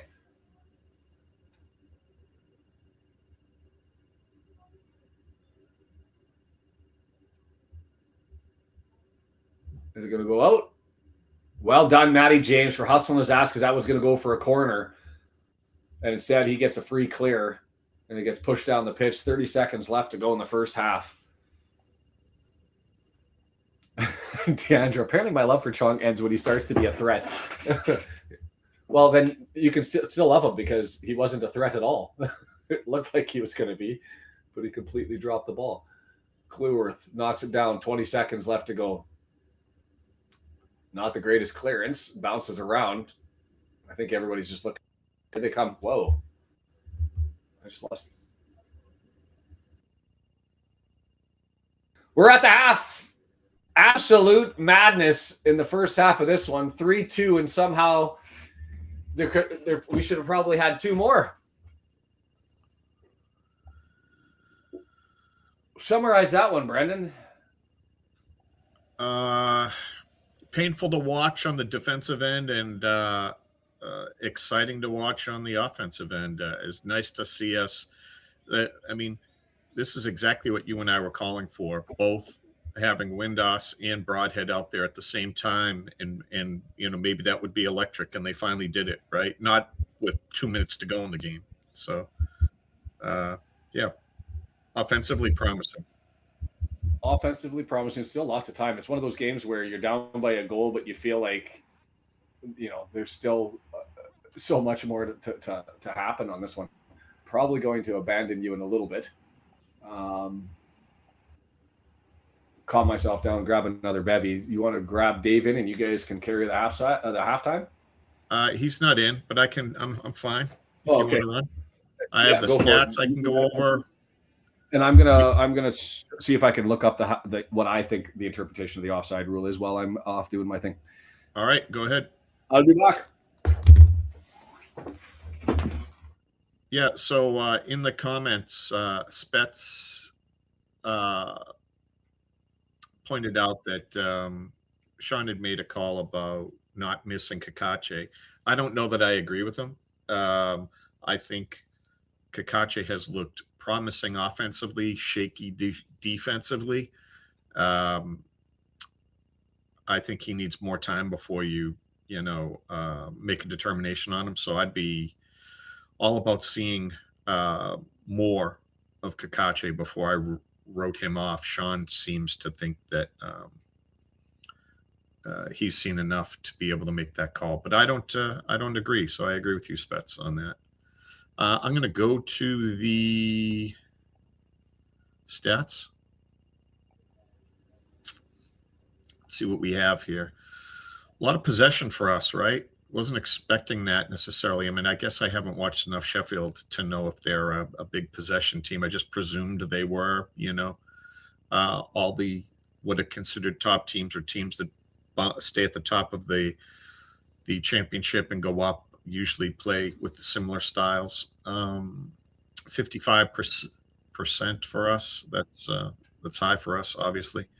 And then our expected goals are 0.63 and 1.26 for them.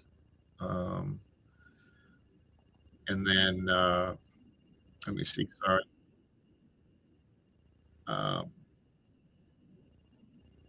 I may have to mute Dave. He's talking in the background.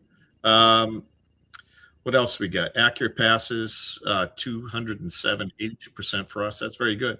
2 fouls committed to 5. 4 corners for us, which was really good. What else we got? They own most of the expected goals, XG.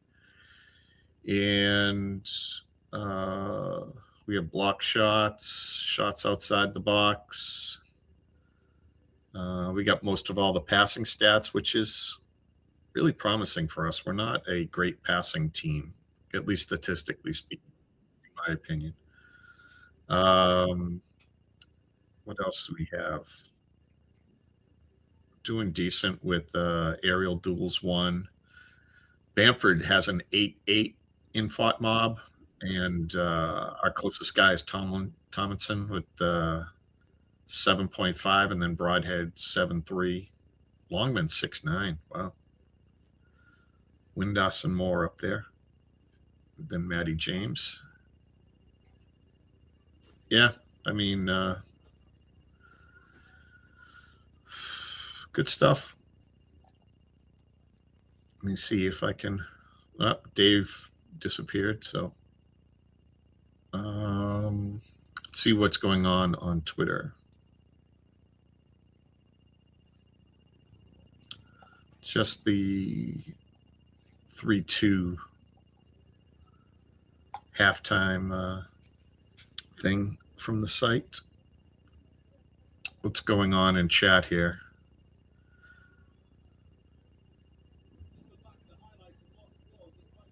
Gabe checking in. Yeah, let's keep it up. Let's play some defense, though, right? I mean, we got to do better.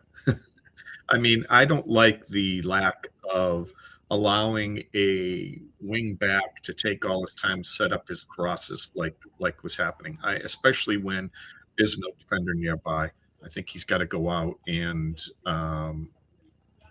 basically put pressure on that person, and the person who's slightly behind him needs to call that out and say, "I've got your back, just go." And that wasn't happening. So, yeah. What else we got here? Sorry, I didn't mean to show all the stuff in the background. Dave's playing peekaboo. He's going in and out and talking, and I don't know what's going on. So, fairly sure as a K. What are you talking about? First K in Algonquo is pronounced as a hard C. Okonkwo? Okonkwo? Okonkwo. Interesting. Thanks, Cannon. I did not know that. Strangely enough, I ended up interviewing people for a job at the place I work, and 2 people came in with that name, and neither one knew who Arthur was. But yeah, found that interesting. I don't know how many people are on from the Wrexham area. I think I saw M and a couple other people. I don't know if any of you guys pay any attention, but I watch videos about the canals in and around England and Wales, and the one not too far, a little southwest of Wrexham, Llangollen, something like that. I'm sure I'm butchering that. DeAndrew not on here to save me. That dam, the canal broke and flooded, and they lost a couple of canal boats. That's one of the things I would have checked out if when I finally get over there, check out the aqueduct they have there and those canals. I find that interesting. But if you guys know anything about how all that's going, what are we thinking here? Second half, guys. I'm liking the goals, though. I mean, I'm liking how we look. We look dangerous, right? We're pushed forward. And it just seems like defensively, we could have stopped a lot of that stuff from going in. It seems like we could be ahead in this game. They look like a handful going forward, though. Oh, so you did know your sister-in-law's farm is right around that place where the canal is. Yeah. I saw, by the way, the stuff on the canal, there are people nearby moored to the side. And when the canal drops, the boat that they're sleeping in tilts because it's connected. And then once there's tension on the line, if you haven't set up the line where you can just pull and have the thing unravel, which you typically wouldn't in a scenario like that, you can't undo the line without cutting it. So they awoke to 4 a.m. with their whole, boat listing. So you can't hear me, Dave? Oh, in the video chat. Yeah, I muted you because you're going in and out. So I would love to check out the canal. I don't want to be too geeky or anything. I just find that interesting. I love the setup of the boats. I love the idea of being able to travel all around, kind of hidden from the hustle and bustle of the of all of those towns, and just be kind of at one in nature, weaving around in the canals. That just sounds like a super cool adventure.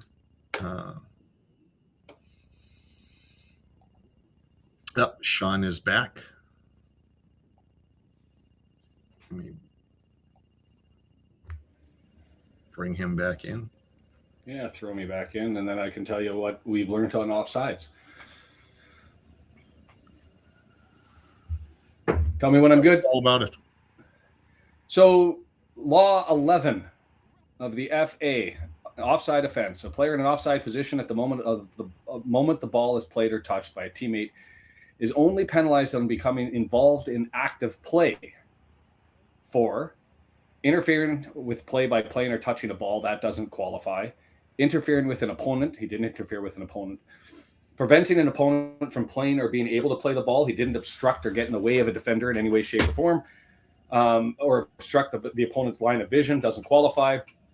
Challenging an opponent for the ball, he was nowhere close to the man who knocked it down with his hand, so doesn't qualify there. Clearly attempting to play a ball, which is close, when the action impacts on an opponent. He didn't do that. In fact, he was screaming and was well away from it, and that one doesn't qualify. But this one is the one that we will be discussing.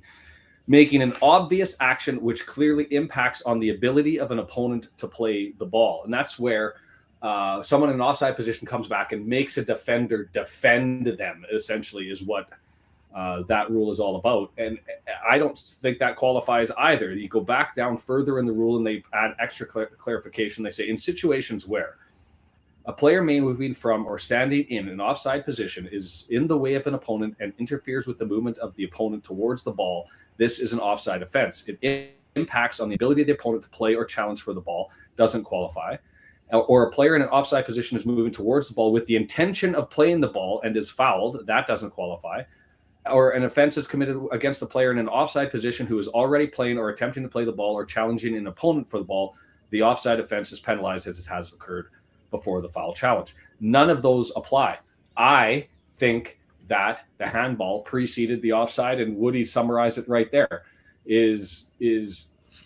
I understand it to be offside. If you would have made the defender in his play coming back forced to defend you because you were in that offside position, then that's what you give. It's not what came first, which foul came first. If it's offside, but you're holding the defender away, it's the offside before the foul occurred.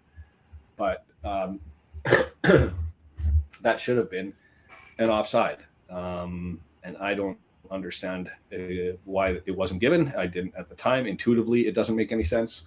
To me, somebody else can rationalize it, but it doesn't matter. We've got to power through and challenge through and find a way to figure this one out. So I've got to bring the screen up because I've taken myself off of it. Entertaining first half anyway, as the players Definitely. are making their way back out to the pitch. I'll make another shameless plug for anybody who's here at the half, and I'll put it in. I'm just going to put it into the box. My wife is throttling me on YouTube with popularity, and I'm okay with that. It took me 9 months, I think it was, to get to monetized status. She's 3 weeks in, and she's damn close to doing it. And so if you're interested, I've put that there into the chat, and I'll pin it. It'd be awesome if you guys walked over and gave her some subs as she's getting damn close to 1,000, and watch a couple of videos. If you're into Ren, and if you don't know who Ren is, another North Welsh individual. Why is this not streaming? Join live. He's from North Wales, lives in Brighton now, and she's been doing watch-along music reaction videos, as well as similarities between the UK and Canada, differences between them, and the adjustment. And so she's having a blast with it. And you've subscribed, haven't seen anything. I don't know. The algorithm hasn't grabbed her for you as a subscriber, but she's rolling. So if you get an opportunity to go and watch some of those, she's having a blast with it. She's getting a good report from people who are really mostly enjoying her music reactions than anything else. But have a look, go and check it out, and give her a bump if you can. Try and power her through to the point this could end up actually turning into a fun little gig for her. So I'll throw that out. Players are on the pitch, and I'm gonna mute myself really quickly because I'm just gonna take a bite. My parents are in town for Christmas. They snapped off the bottle. I want to eat it all as well, so don't let me chew on the screen here.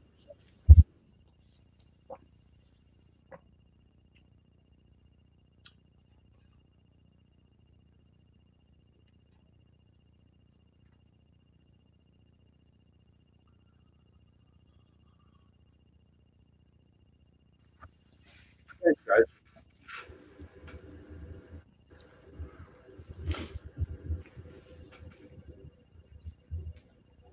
Denise, you have to tell me what your favorite song is. If you guys haven't watched Ren, Hi Ren's a good place to start. Nat's got to watch along for it. I've been a Ren fan for a long time, and I watch a lot of reaction videos, and so it's kind of fun that she did one for fun because it was a UK thing and a North Wales thing. And away we go. We're underway. She's also got one comparing soccer chants. We're underway as Cooper grabs it, kicks it down. I'm going to take one more bite because this is way too good for me to miss out on. This weird camera angle comes down into the corner towards the tech end, and Kluworth gets it and smashes it off of the attacker. That wasn't Chong down that side. Who was that? Was there a sub, or is there just a player that I haven't recognized yet? McCallum. So Ogonko gets us underway. Is the camera from the side angle broken? Because we're watching it all from the back of the net.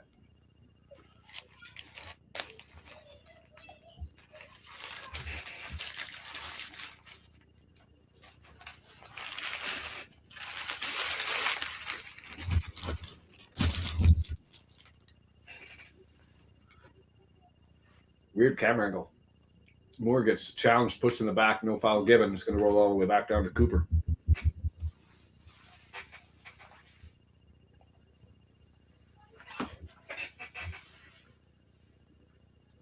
I'm with you, Denise. She hasn't done Chinchilla yet. She's waiting on that one, but she did for Joe, which shows off his piano work.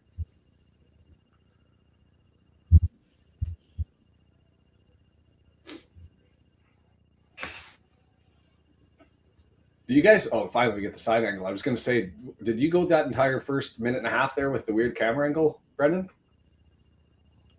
With the weird camera angle, a little close, but I'm okay with it.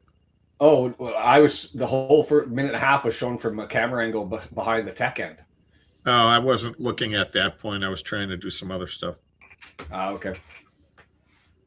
Matty James with it, cycles back to Ogonko. Right foot, low, hard shot, trying to get it forward to Moore. Can't get it. Just intercepted and said by Tanganga, and it's over Sareki.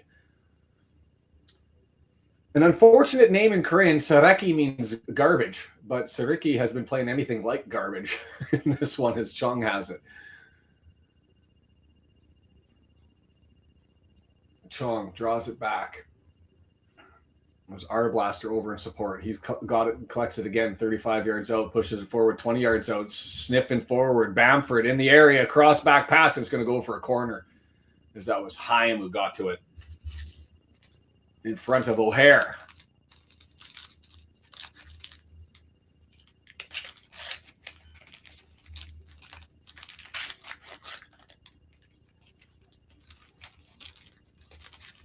But don't forget to hit the like button here while you're here. Corner from the left-hand side. Challenging Ogonko in the front of the tech end.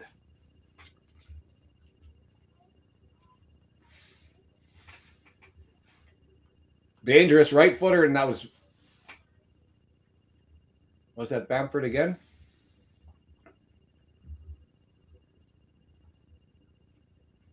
Goes for a goal kick anyway, way too high.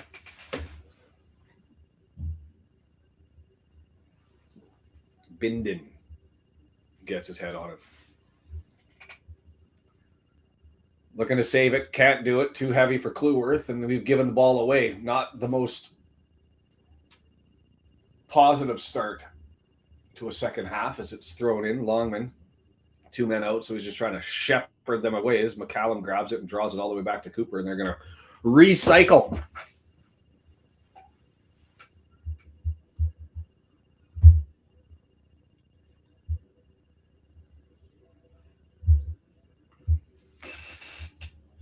Longman pushes it forward.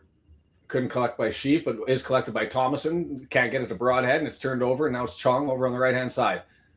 Long run forward, taking on Doyle. 9 yards out, cut back pass. Sheaf there in support, steals the ball off him as he overran it, and Doyle collects it, and Chong. Lots of energy, but just overruns himself too up. Broadhead worked his ass off, and there's no one running on the far side for him. What the hell? The nature of the 4-3-3 and Longman holding back. I'm trying to justify it, but Broadhead's disappointed, rightfully so. Nobody there.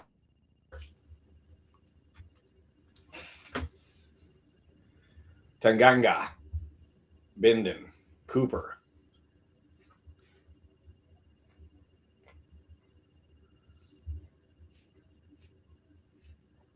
Long ball. Longman able to get to it. Bumps it forward. We're going through the air until Bindon grabs it and clears it the other way. Too far. Doyle. Matty James Doyle. Let's go the other way. I want to see the ball on the right side of the half here for an extended period. Nah. Lost control in the middle of the pitch. Come on, lads.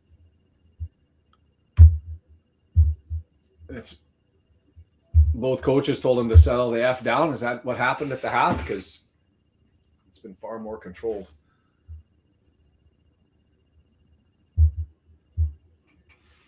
Broadhead, left-hand side. Thomason, back to Broadhead. Switch is going to be on. Playing it all the way back through to Haim. Nope, it's not. Faked you out. Doyle down the left-hand side to Thomason. Broadhead through the middle. He's got some space. Fills that gap. Windass in support. Got Thomason with him. Broadhead's there. 20 yards out. Broadhead now. Holding. Draws it back. 22 yards out. Windass with space. Onside is Thomason. Draws it back. Cut back pass. Scores!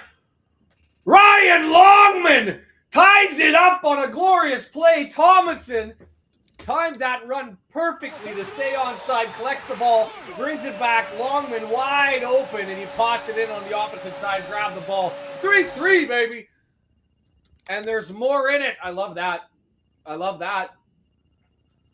That was damn close on the offside. We'll get to watch it here. I looked on the other camera angle that he stayed on, and so we'll watch here just to confirm it doesn't matter.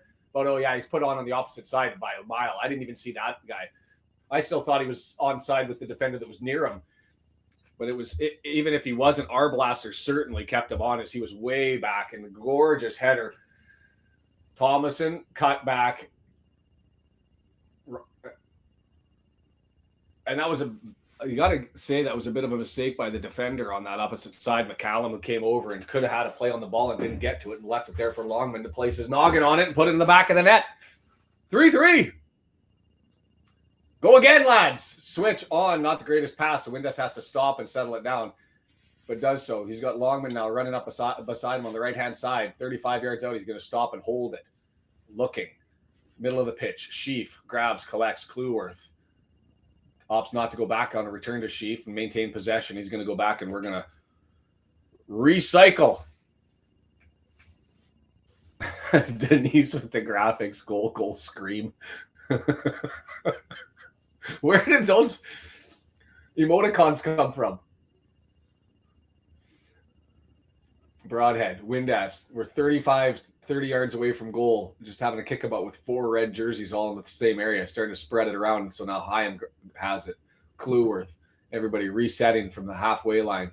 Pushed forward. Broadhead. Sheaf back to Clueworth. We're going the wrong way. Suck them in. Pull them forward. Let's go. Looking for Windass. Missed the ball. Got too much of it. Pushed it forward, and Windass not able to get to it. Whew. This is some kind of game.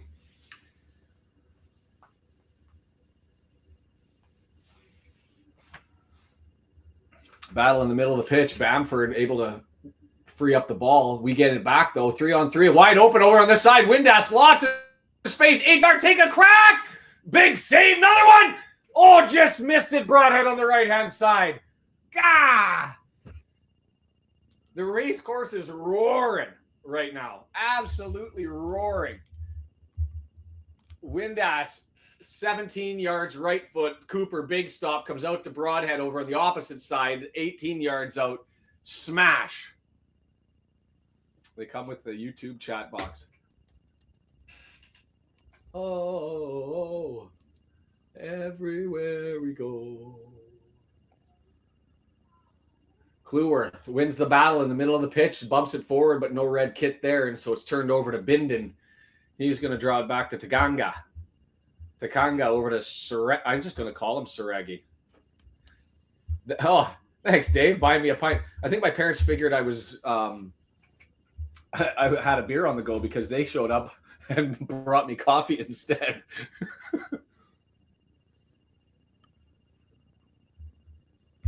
I'm full of aspirin and nicotine. Moore fouled.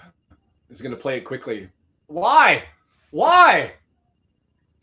He played it from exactly where the foul occurred. Referee, you are a fucking joke. Long ball search over top. Broadhead gets in behind. Can he save it at least? No, he trips and falls. It was a little too heavy.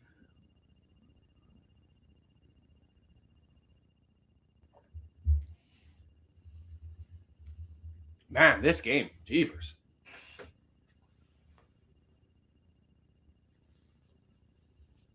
McCallum, could he have got to that on the replay just watching it? I don't know what he was trying to do. I'm surprised Longman was able to stay focused on hitting that with the other player jumping up who should have been able to defend against that cross. Yeah. Well, defensive lapses have been a plague that occurs to both teams this game. Well, then how do I get my refund? I'll have it after, sir. I'll take you a picture. Ariado.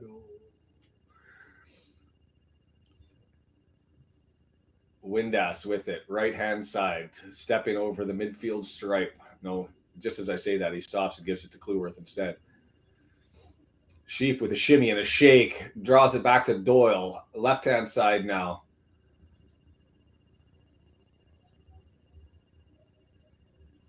Come on, lads. Find another one here. Far side looking for Longman. Can't get there. McCallum gets his head on that one. Bumps it forward. And that's Hammer. Cooper on the restart. Come on, computer.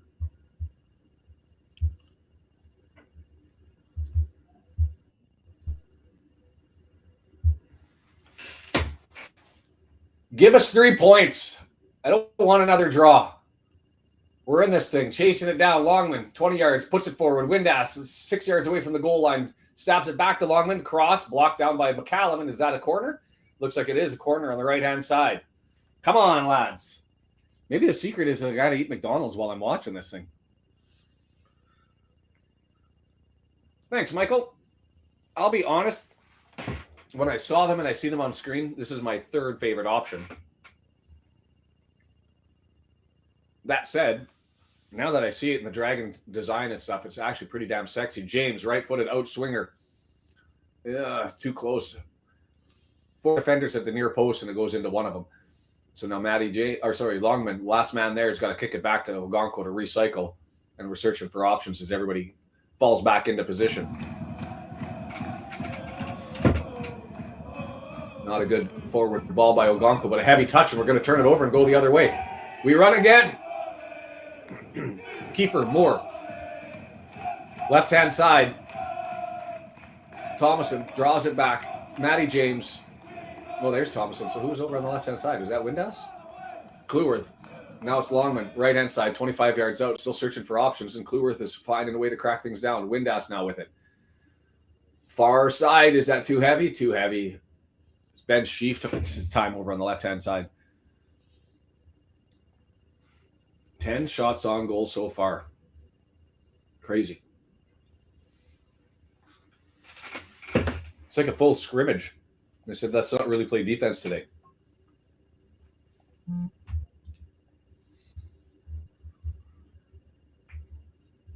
Cooper with it. Puts his foot through the ball. Long ball down the side. Clueworth in a battle there with Bamford. Hyam, and he loses it. And Bamford now running free and clear. Knocked through. Who was that with a danger stab away? Was that Hyam? The panic right foot drag on the pass that came through from Bamford ends up taking away an opportunity. It was Hyam.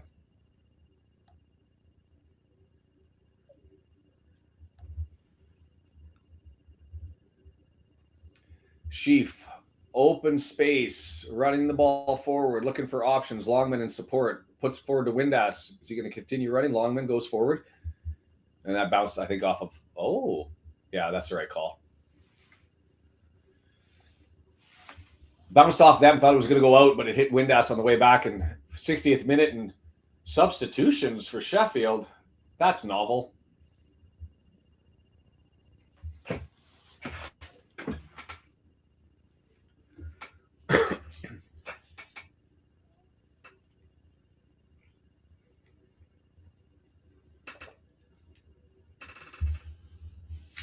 Spun around, it comes back, and Ogonko is going to grab it and look to grab it and hold it in front of Chong. Plays it quickly. Hyam. Up the left-hand side. Thomason on a full run. He's got options. Leaves it there for Broadhead. Broadhead, Windass. 3-4 red jerseys, all 30 yards away from goal on the left-hand side. 10 shots to 9, 4 shots on target to 5.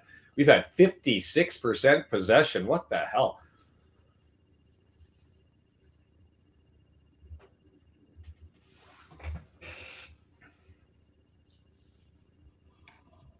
Clueworth, Longman, skews it through the middle. I don't know where that pass was going as there wasn't a red jersey in sight. And instead he's giving it away. And now McCallum has the ball and Longman's taking him on.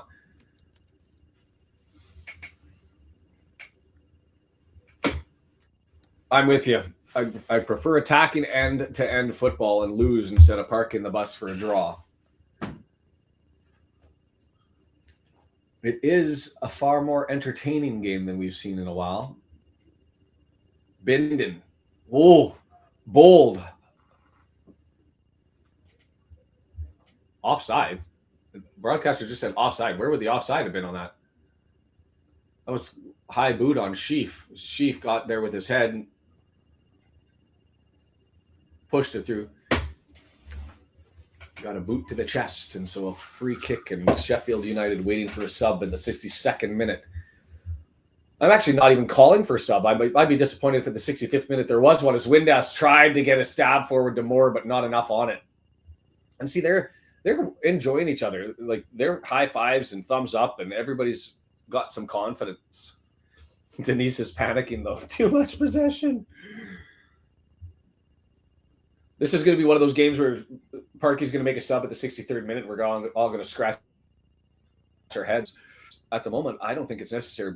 Brendan, what's your thoughts? Would you be bringing anybody in on here? That's what I was going back to look at the bench. And you got Cody Scar, Kakache, Barney, Dobson, Rathbone, Rodriguez, and Smith.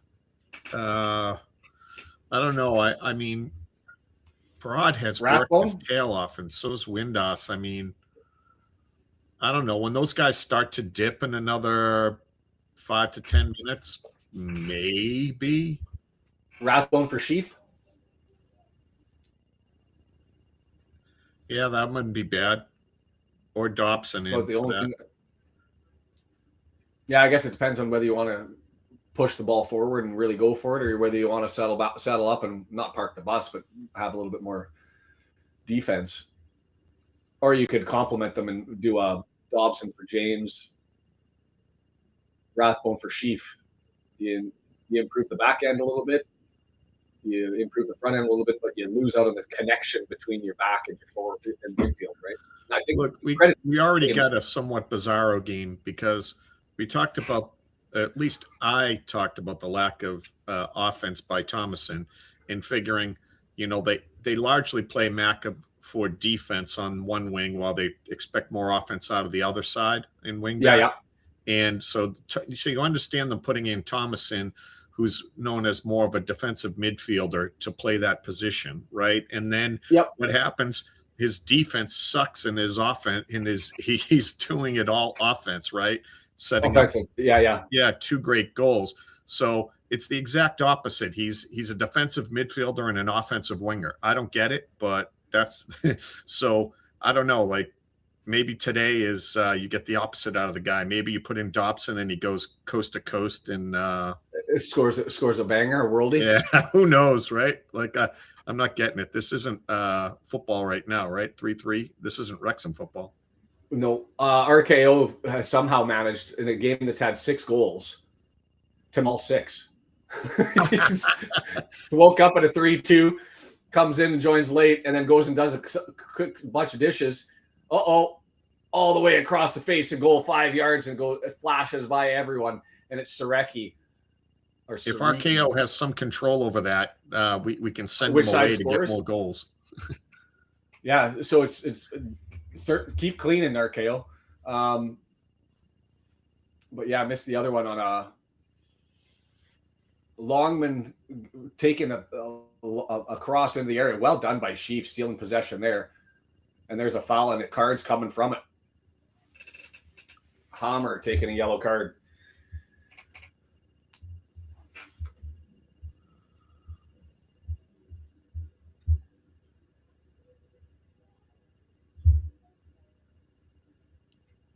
I'm just trying to find, because I can't. Who gave the pass to Longman? It was Thomason, wasn't it? I'm pretty sure it was Thomason the cutback. Oh, that's onside. The Longman header? Yeah, the Longman header. That was Thomason. Yes, that was Thomason, yes. Scream for a handball. We're going to get a throw instead. Broadhead, a little bit too quick. I like the rush and the desire to keep going at him, but a little bit madness there, racing a little bit. Broadhead not able to gain control against the goal line and get back in.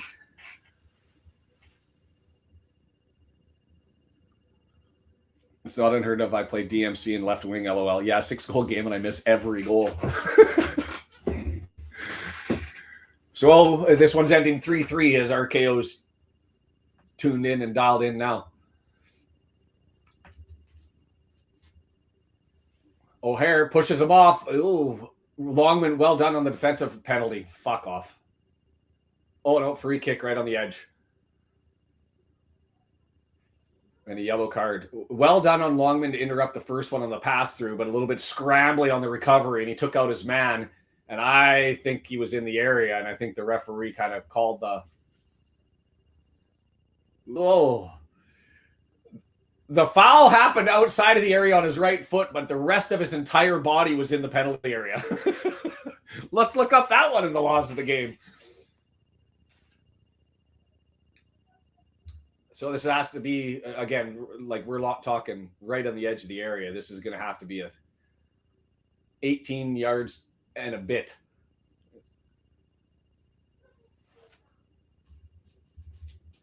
They're going to look to smash this one through the wall. RKO, don't close your eyes. Stare desperately at the screen. Listen intently. These guys don't wear cups, do they? You know what? I don't definitively know the answer, but I don't think that they do.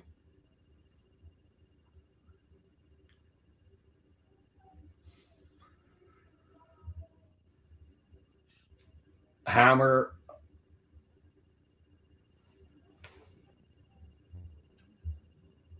Right foot. Ogonkwo gets over and slaps that one away. It would have been close to the woodwork. I don't know if that would have gone off post. No, that was going in. Yeah, it was going in. Well done, Ogonkwo, getting his ass over there. They did curl that around the wall. Woo. So we'll get a corner.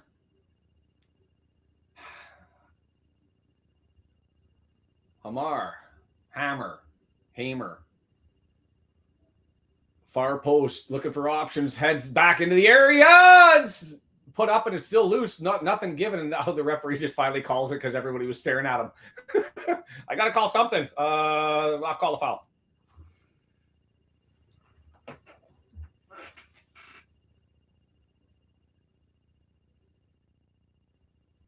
RKO is locked in, boys. Didn't even blink.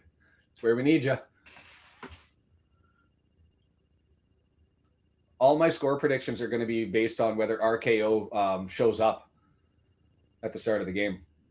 It's either going to be a 0-0 draw or it's going to be a 4-4, 4-3 final, depending on whether he attends. Glewworth, right foot, knocks it down. Lots of space to run, keeps the ball. Midfield, looking for more bullet of a pass, or just knocks it down and leaves it for Broadhead to run onto. Broadhead, Thomason, 22 yards out. Cross, blocked down, will take a throw. Nope, he's going to slap it forward to Broadhead. Misses him. Sheaf collects it, though. Sheaf has got Thomason over on the left, but instead he just lays up. Doyle lifted up. Did that get blocked and knocked out? Deflected, and we'll get a corner. Yeah. Do you have any option to move ahead a little bit, Shaun? Yeah, I can. No, I didn't mean that. I meant in the game. Oh. Let me see. No, I'm live. Okay. Left-footed in swinger.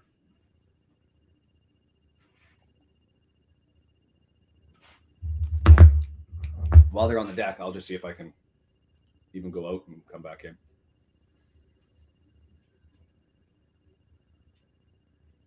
So you're the only one watching now. If they score on this corner, you're going to have to call it.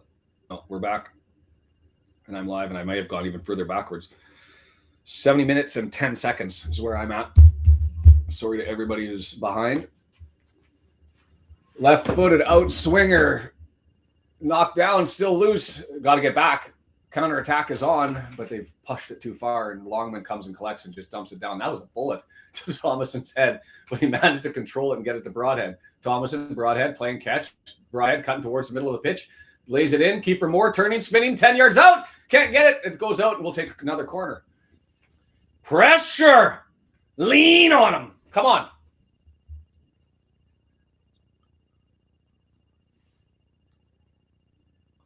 What else are you going to do on a Boxing Day but join the Red Horde and watch and listen along?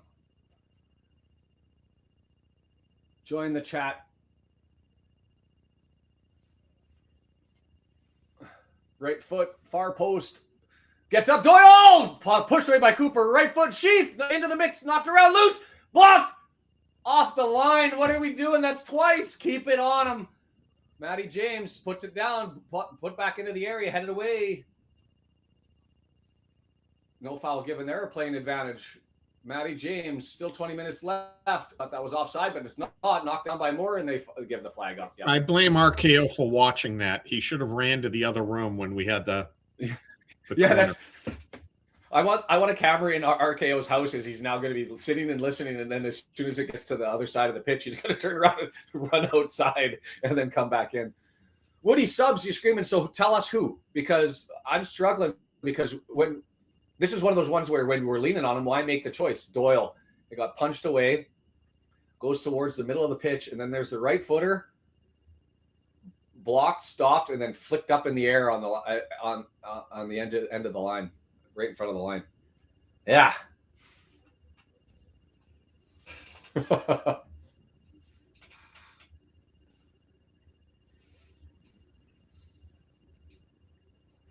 I was watching the replay. Well, I missed a question, but Woody got it.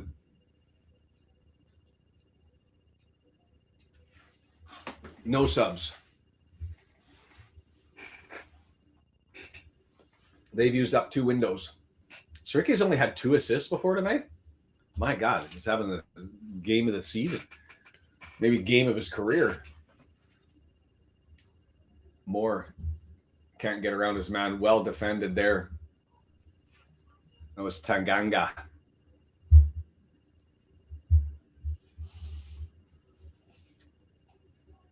Broadhead not able to maintain possession. Tanganga kicks back to Cooper, 73rd minute. It is a fun game, right, Denise? I'm greedy. I would still take a 1-0 win, but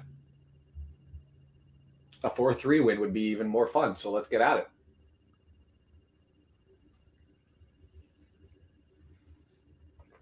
O'Hare maintains possession, comes back. That's the sub. I'm going to have to get his name because I missed it. Samare. Burrows is the other defender, 14, who came on. Sumare slid into the midfield. Sumare pulling out didn't load. Chong.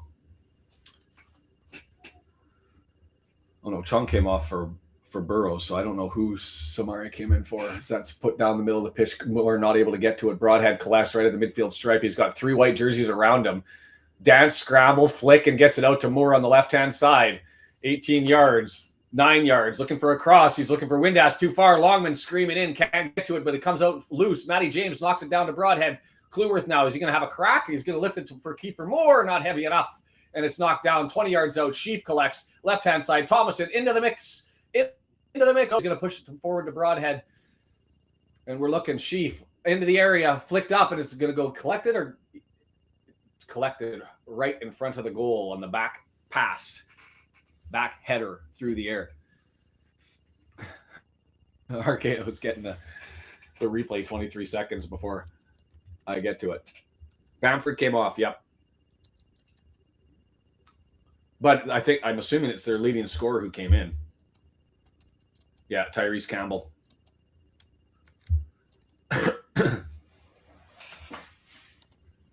Oh, the jersey got ripped on the hold there for Campbell, and he's saying no foul.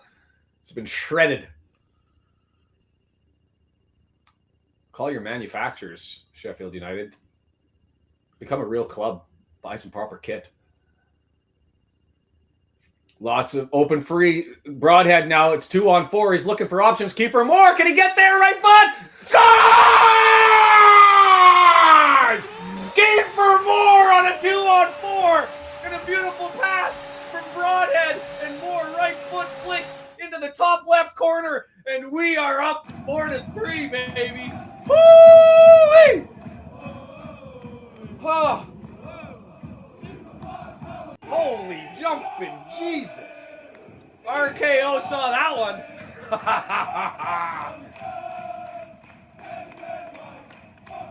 We can open it up. We can play this game. Let's go.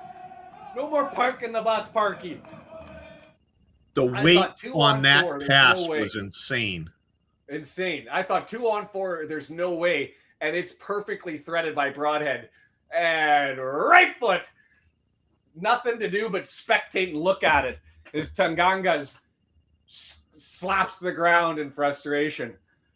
Holy Jesus. Whew! Please, could this be us now, Michael? This would be a ton of fun.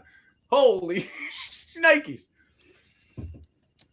The finish, too, to get it up over Tanganga and over the keeper, but somehow keep that into the net from that angle. Right, Sway? Who needs defense? We ain't got time for that. The pass was perfect. The shot was perfect.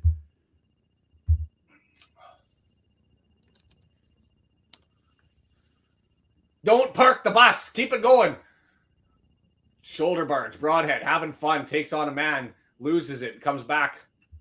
Ay, ay, ay, ay, ay. Who had 4-3 Wrexham predicted? Foul.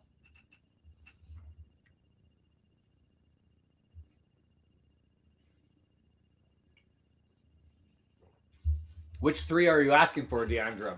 Broadhead, Windass, and Moore up front?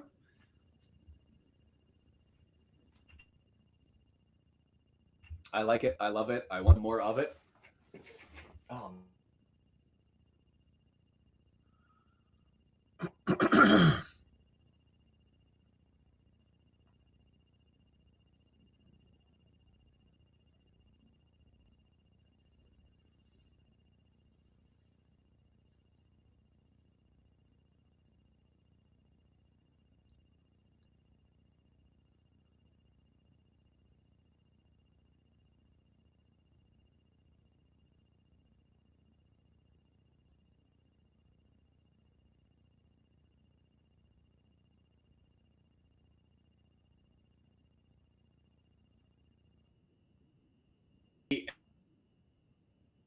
Edge of the area, puts it forward into the box. Too heavy, no cutback, danger. Ogonkwo, big save. Clear this, counter. Let's go. Get on your horses.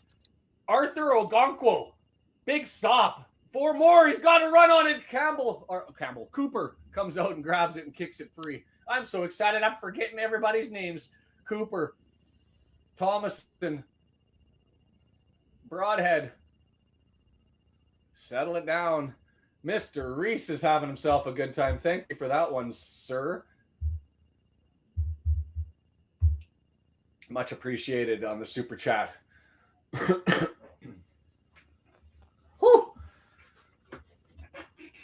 Ogonkwo. Ogonkwo. Oh. Close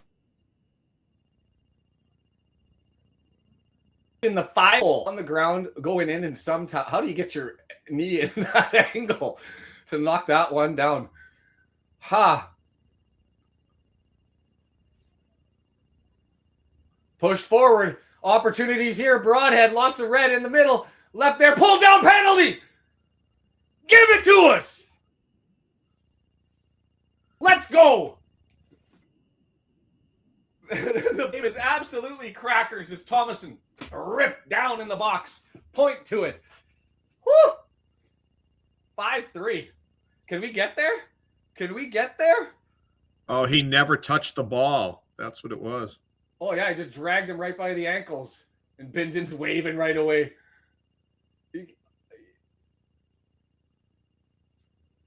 He left the leg in. He caught him on the right foot.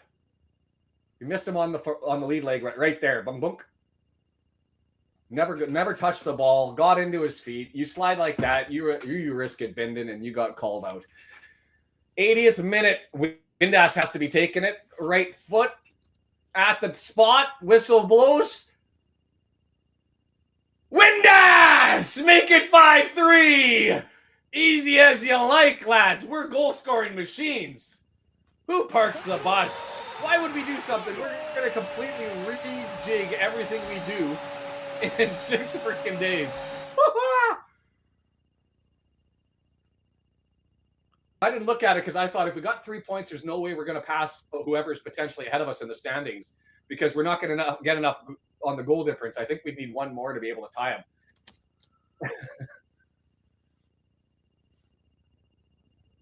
Ay, 5-3. What? I love how he doesn't F around on his penalties. He just walks in, buries it. Corner smash. Absolutely right, Brendan. That might be the first time I've said that in the 3 years we've been doing this.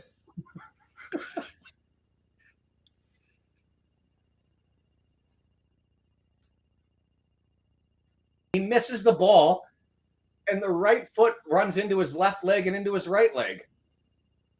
Of course it's a penalty, and it makes up for it. Should be 6-3 because we should have got another one earlier on the handball. Oh my God. Yeah, Andrew with the comment. Happy forking Christmas. Right? Moore is off. Sam Smith on. I'm good with that as a sub. Put the pit bull on, let him run for 10 minutes, and hopefully he can find something. More best shots on goal per 90. No need to park the bus, lads. Let's go for 6.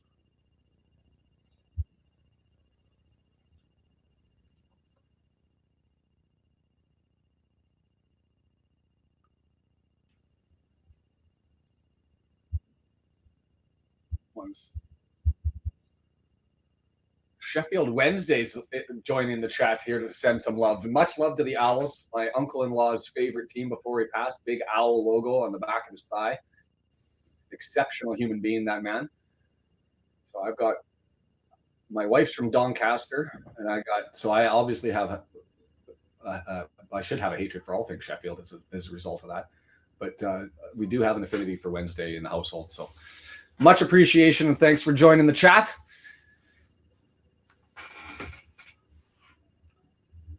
83rd minute. Watch this. There's been 2 goals here and no injury time, and watch there be like 7 minutes of added time after 2 goals. After only 2 minutes were added in the first half after 5 goals. Looking for Sam Smith, who's now sort of last man forward on that one. He's running back. Oh, this game. Oh. Breathe. You guys got to start talking man of the match on this one. Moore, Broadhead, Thomason, Windass, Longman, maybe. There's Thomason again, right footer. He's earned himself a spot, and he can run on that left wing for his. McLean just lost his job. Pulled down, gets up, keeps the ball. You sexy, gorgeous man, you.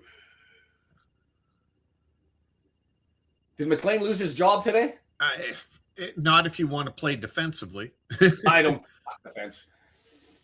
Not if Thomason's going to create like this, and not if it's going to find a way to get Broadhead and Windass on the pitch at the same time. Is it Thomason that's making this click, or is it the Broadhead Windass? But how do you get to Broadhead Windass if you're going to put they McLean can on the carry left? it. They can carry it through the middle. Ollie, I'm going to come in. Little known fact: Sharon's kids were conceived at Hillsborough. Broadhead coming off for Rathbone. Interesting. But maybe we're going to shell up into a little bit more of our familiar defensive. Would you say with both Windass and Broadhead, like it looked like this is a different formation? So if you're going to give man of the match, maybe it's Parkey for finally doing what we said he should have done a long time ago, which is a different formation and getting Broadhead, getting the personnel Windass up forward. Yeah, maybe. Rerun. Wow, I wish I could have watched this match. Crazy score. It has been one of the more fun. Like this one's up there with the Notts County matches, with Boreham Wood, with as far as just, and that one, those ones had more drama, but as far as pure entertainment value goes and just getting after it, this has been unreal. Broadhead taking his celebration walk in front of the tech end and giving high fives to the crowd. Loving that.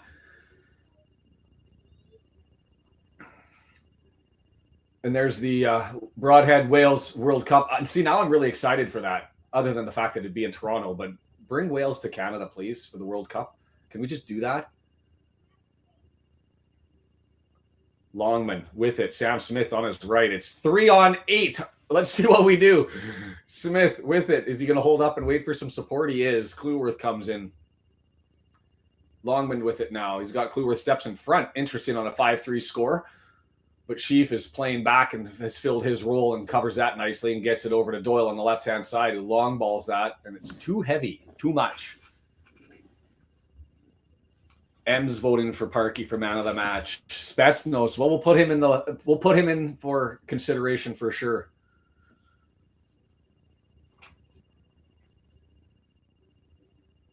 I'm just appreciative of the fact too that he didn't make a sub at the 65th, 67th minute, which even when we're up, he has a tendency to do. He at least read the game and said, "You know what? These lads are all right out here." Well done by Hyan to step forward and knock that ball free.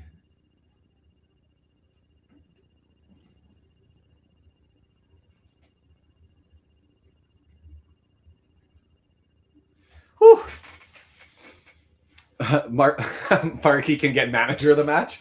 He wins that by default every day, doesn't he? Good or bad performance. Oh, we're not screaming hold yet, gamer. Come on, you're killing me. It's a 5-3 game. I will be pissed if there's more than 3 minutes of added time here, because there hasn't been an injury, right? So all that we're dealing with is that there's been the same number of goals. It was 3-2 before. We've scored 2. They've scored 1. So 3 goals. So 5. We scored 2 less goals in the second half than there was in the first half. There should be no real added time. Longman getting beat out. O'Hare, well done on that one to eke out an extra opportunity, but that was Hyam who clears it. Deandra. Oh, the dagger. Well, sometimes the game manages Parky. Yeah. So hard to give him credit then, I guess, is the inverse of that when management's not necessary. Put that one in a frame. Put that one in a frame and quote it up. Right foot. All the way, not far post. It's there for a header and a foul. Not sure if that was for the push on Kluwerth or if that was for Saricki jumping up and holding down the shoulder of the attacking forward.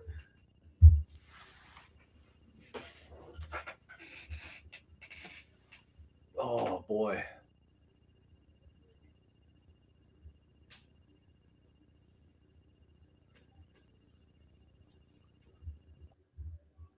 Man, what a crazy game.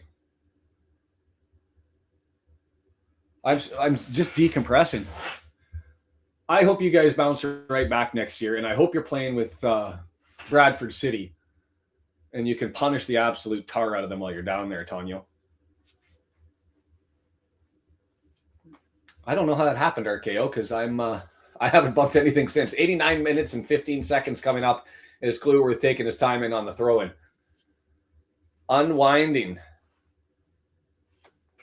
Moore has a brace, yes.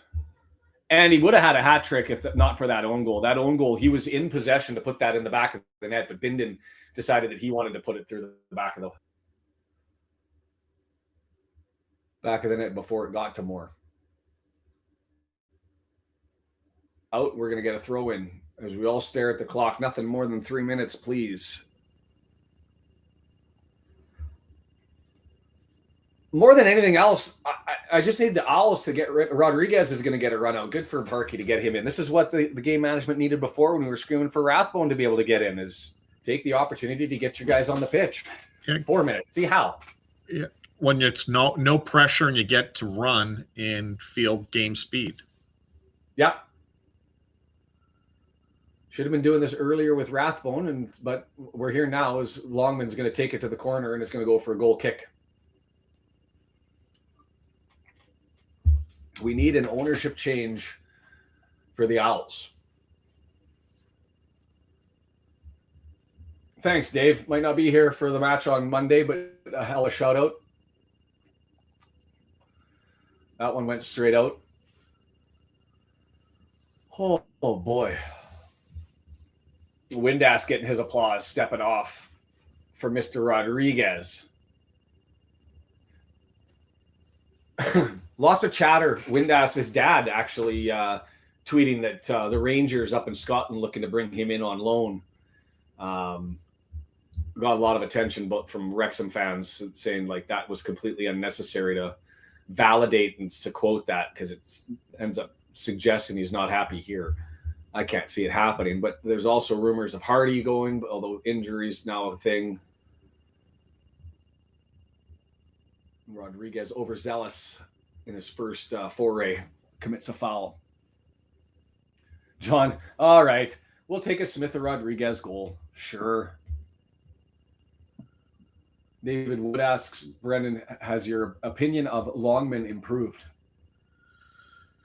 Definitely. I mean, he was playing like shit, and he didn't today. So played good today. Yeah, I hope he's turning it around. So do we have Rathbone and Smith as our duo up front now? Or is Rodriguez there? No, okay. They're just rotating.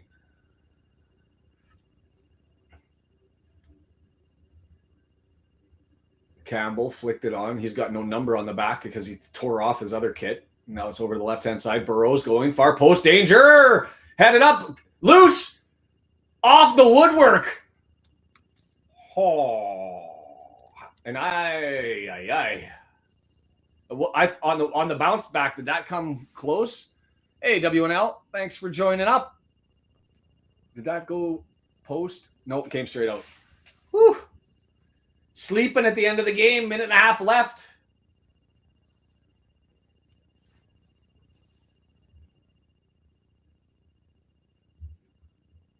Corner then from the left-hand side with a minute left.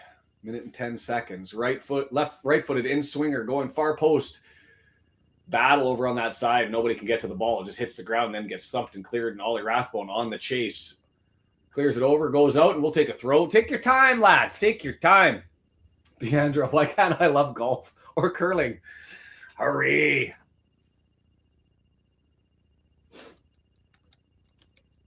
I was a pretty mean second back in the day when it came to curling. I'm not going to lie. Not so much a skip.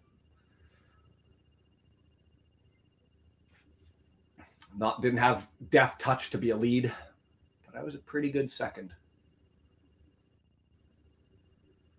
Knocked back. Left-hand side. Things the UK fans never thought they'd be listening to somebody talk about curling and watching a watch-along in a 5-3 game playing Sheffield United.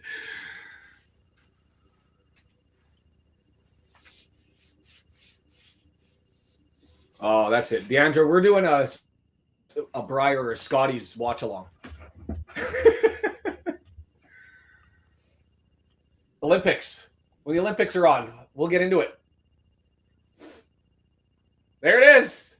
3 points, put it on the board in a 5-3 absolute madhouse of a game that I can't even begin to explain as to how the hell and where the hell we got that all from. Just looked like we were going to be on the front foot through the whole damn game. And we made defensive errors all over the place. And did we solve them? I'm not sure. Did Sheffield not capitalize? I'm not sure. But own goal from Bindon, 2 from Moore, 1 from Longman, and a Windass penalty. Brendan, what's your summary on that one? Hell of an exciting game. We haven't had a lot of goals scored by a Wrexham team in a while. And this was a special day for us. This was good. So with that, we are now in a 3-way tie for 12th place, tied with Southampton, 2 back on goal differential and 3 up on Leicester City. We've jumped over Birmingham, who's been on a bad run here, 3 losses and 2 draws, and Derby County, who's slowed down, sitting at 32 points. And then after that, it's 34, 35, 35, 36, and 36 for the playoffs. So we get within screaming distance, but we're not within talking 5 distance. points. I mean, and you wanted to give up on playoffs. I mean, I'm not saying we're making the playoffs. I'm just not giving up.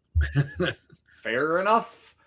More importantly, that puts us a full 9 points up, and that's not a lot when you talk about it. 9 points up of Portsmouth at the bottom of the table. For Sheffield, that's only their second loss in their last 9 games. Holds them down there with Swansea. Oxford United's down 22nd. So I think they've done enough to start looking to moving themselves clear, but we'll see what goes on for them. For us, we're back on the 29th. I'm going to have to message Deandra offline and find out if we're doing the other thing or not, and stay tuned for that. PNE coming to visit us the 3rd time we will see them this year, first time at the racecourse. You look at the matchups coming forward, and we're leading up to that Nottingham Forest game too, January 9. But we've got Preston at home, and we've got we turn over so we've turned over into the second half now, right? Preston at home, Blackburn and Derby on the way, and then we've got Norwich City, Leicester, QPR, Sheffield Wednesday, and it's not till February. If we're going to have a chance to make this into the playoffs, we need to be on a run here.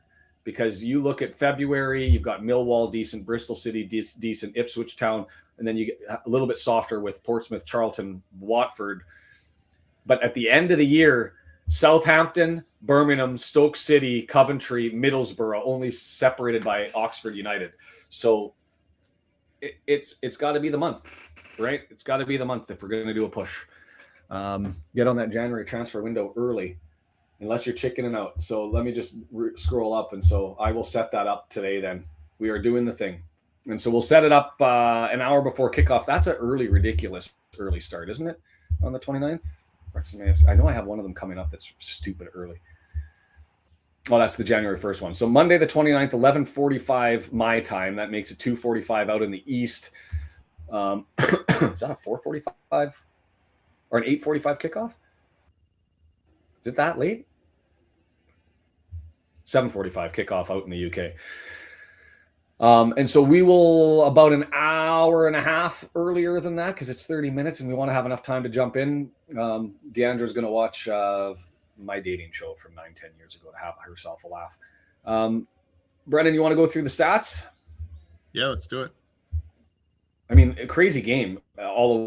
Like we haven't seen us do this. When have we had a 2+ XG? Not in forever.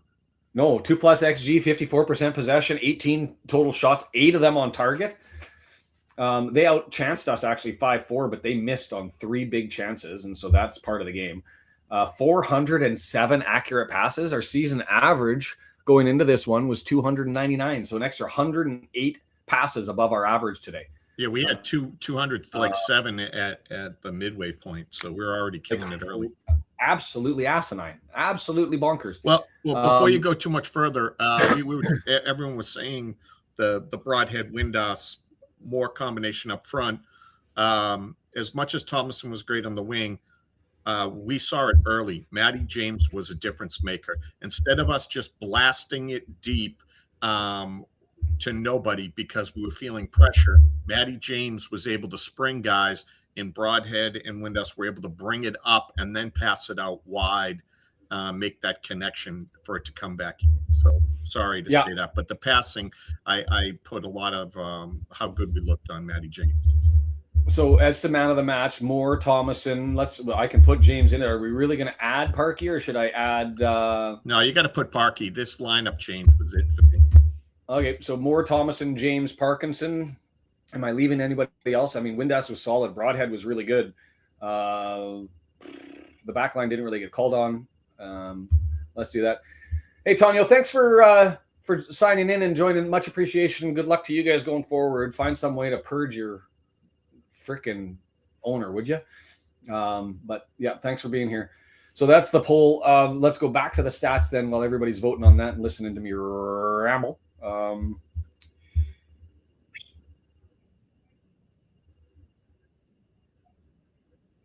Oh, I'm getting a feedback. Hold on. Why am I getting feedback? Oh, there's Dave.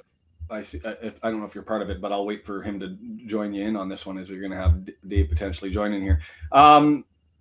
Where am I? You might have to mute me in the background or stick a headphone in because I was hearing all of a sudden feedback.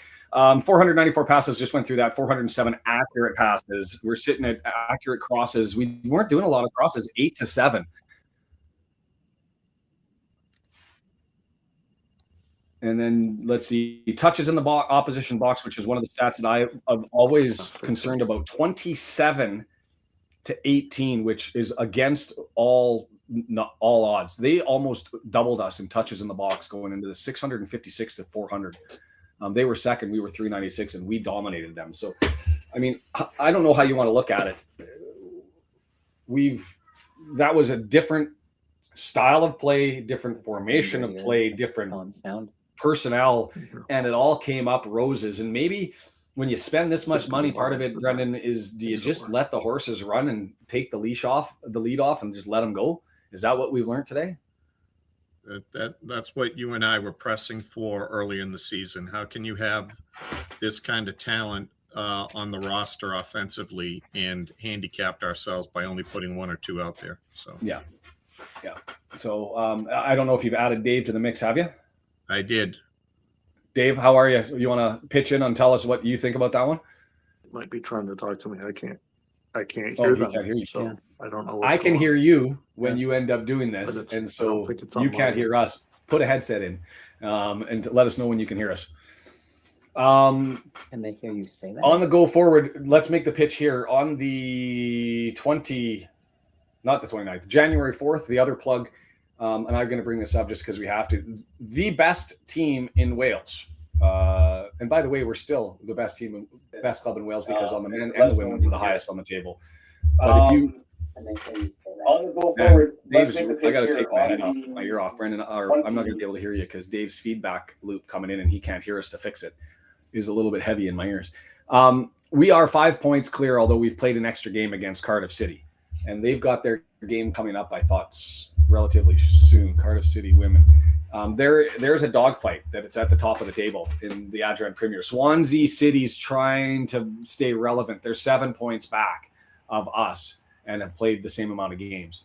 And so if you're not following along with the women, the exciting part, the way that league works, you win first place, you move up into the battle for Europe. You get to go over and play before the season starts in the qualification rounds. For the Welsh league, it doesn't have enough points to be able to push them into far enough along in the process. So they've got to go through a playoff path against some talented clubs. But join on the Sunday if you get the chance, even if it's just in the background and have Deandra in the back. She does a different style than I do. It's far more emotional than even me. She feels all the feels. So go and check that out on the 4th. We're here on Friday. That is the game, right? No, sorry, Monday for the Preston game, and then on Thursday, early morning, New Year's Day, for Blackburn, we're going to go and head out there to play them. I don't hear Dave. I don't know if he's still on and in the background, but Brendan, did you have any parting thoughts on that one and what we're leaning forward for and what you're looking forward to? I'm looking forward to us having a different formation and a different set of players out there and being far more dangerous and less parking the bus and more enjoyable to watch. Especially, I want to see more than 5 shots, 6 shots a game, right? I think we all do. So it especially works when you win. I mean, it could have been a different thing if we ended up getting blasted 4-0 in this thing and we were trying to open it up and it didn't work, right? Because then you'd be like, well, I would have at least taken that point. But I think we're in the position where we have the ponies who can fill the back of the net. And so does that leave Ogonkwo abandoned a little bit more in the back? Sure. Does that put more pressure on Hyam and Doyle and Cleworth? Sure. But I'll take that flip. But everybody seems to be on board with it, so we'll go with it. Yeah, I think we could hold up fine defensively. We weren't getting abused like we do speed-wise, right?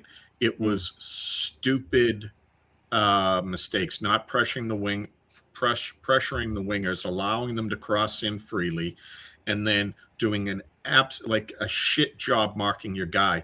You didn't get beat by him. You just didn't finish the play out. Like Hyam was there, and instead of getting between his man and the goal, he just stays with him and runs with him as the guy flicks it in over him, and the ball comes past him. Like all he has to do is be a little sharper today, and a lot of those goals don't happen. So. Yeah, for sure. Before we leave, I'm just going to jump into the chat on my phone and throw in the Discord server. Dave says that they're going to be in there having a chat, so feel free to join them. Discord. I'll put that in and pin it on my computer once I add it. Thank you very much, Steve Barton, for throwing in a bunch of sponsorships for people. Much appreciation for the love for the channel. And the Discord is there. I'm just going to pin that one. So jump on that. That's the way to chat and get caught up with what we're doing and what's going on and our place to pin. There you go. It's up at the top.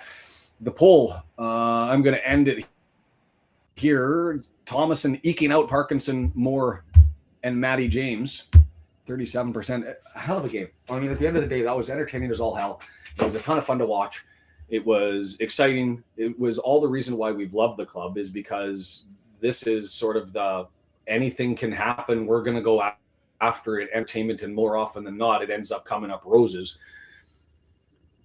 Let's keep doing this. Let's keep doing this. I don't want to see the Southampton, Stoke, Swansea bullshit anymore, where we just give it up right at the first whistle. So, yeah, I can't disagree with that, Steve. Best match of the season. I think you'd be hard pressed to find anybody argue anything. And DeAndre's like, it was too much. You're just lucky you get a Sunday off that you can recover. I want to see Wrexham make Shaun lose his voice. That's what I want. So it could happen. Scoring, if this keeps happening, it could happen. At least you were bringing it too today. So there you go. Thank you. Well, maybe different when I get to wake up a little bit later. Woody, I'll figure out what's going on with that one. And Brendan's got the caution that it's not his own at the moment, and the games that follow are, and this one's not there. So I'll have to figure all that sort of stuff out. So anyways, we will see you on Monday. Join us early, an hour and a half before kickoff. DeAndre will be here. I'll produce the bloody thing, and you guys can watch me beardless go on a date. And don't forget DeAndre and I Sunday. And then, you guys are this Sunday? Is it? Do they have one this Sunday? I don't know. I don't think so. I think the next game is the 4th. Wrexham AFC. Oh, they got a nice Christmas break. Yeah, they get a I'm Christmas just so break. used to doing it. Yeah, and I wanted to check Cardiff City women's schedule because they've got that game in hand, and I thought that they were playing it before our game. But let's bring it all up here. Teams, women's, matches. We'll do it all live and on the fly to make sure I'm not missing anything, because otherwise I'd be walking around not setting it up. Yeah, January 4th is the next match against Cardiff City. And we're also waiting for the Wrexham Foresters game. They play that one. Is it on the 29th as well? Wrexham Foresters. For those that don't know, grassroots club that started last year in Wrexham. They're in the 3rd tier of the Adran table in the Wales. And they're playing Fellinelli, I believe. Wrexham Foresters. Let's bring that one up. Adran. Is that in the Butte Energy or on the Adran Trophy? I think it's the Butte Energy Cup 2025-26. Let's bring that one up so I can have a look at that. And the women for Cardiff City, when do they have their makeup match? I forget. No, their next game is against us, so they haven't scheduled their makeup. I thought that they were having that over the Christmas break, so they'll have to figure that out in short order. It's an exciting time. The big battle is on for them, right? So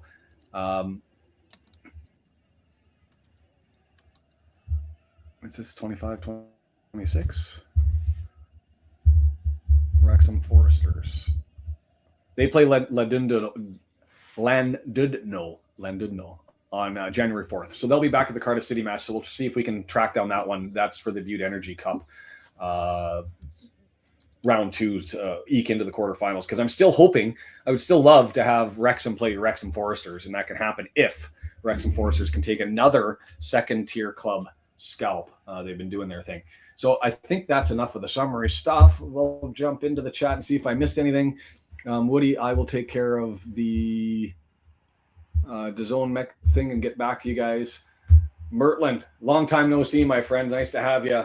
I don't know if you're just joining us for this or late, but it's been a pleasure. Mum's there for you, Brennan. Great game. No games for the women, and we'll see. So 29th, January 4th, it's go time. Back to back last one. Much love. A 5-3 win over those Blades from Sheffield. Up the town. We'll see you guys. Have a good one. Bye.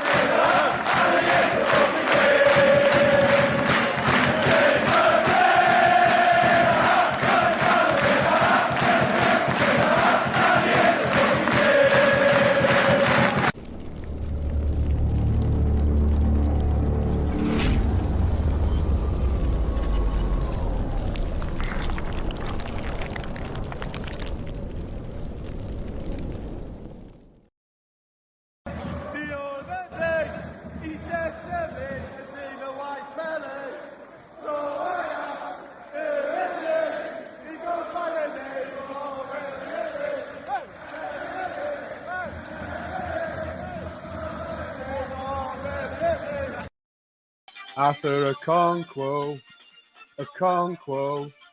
in goal. What is love? After a conquo on loan from Arsenal.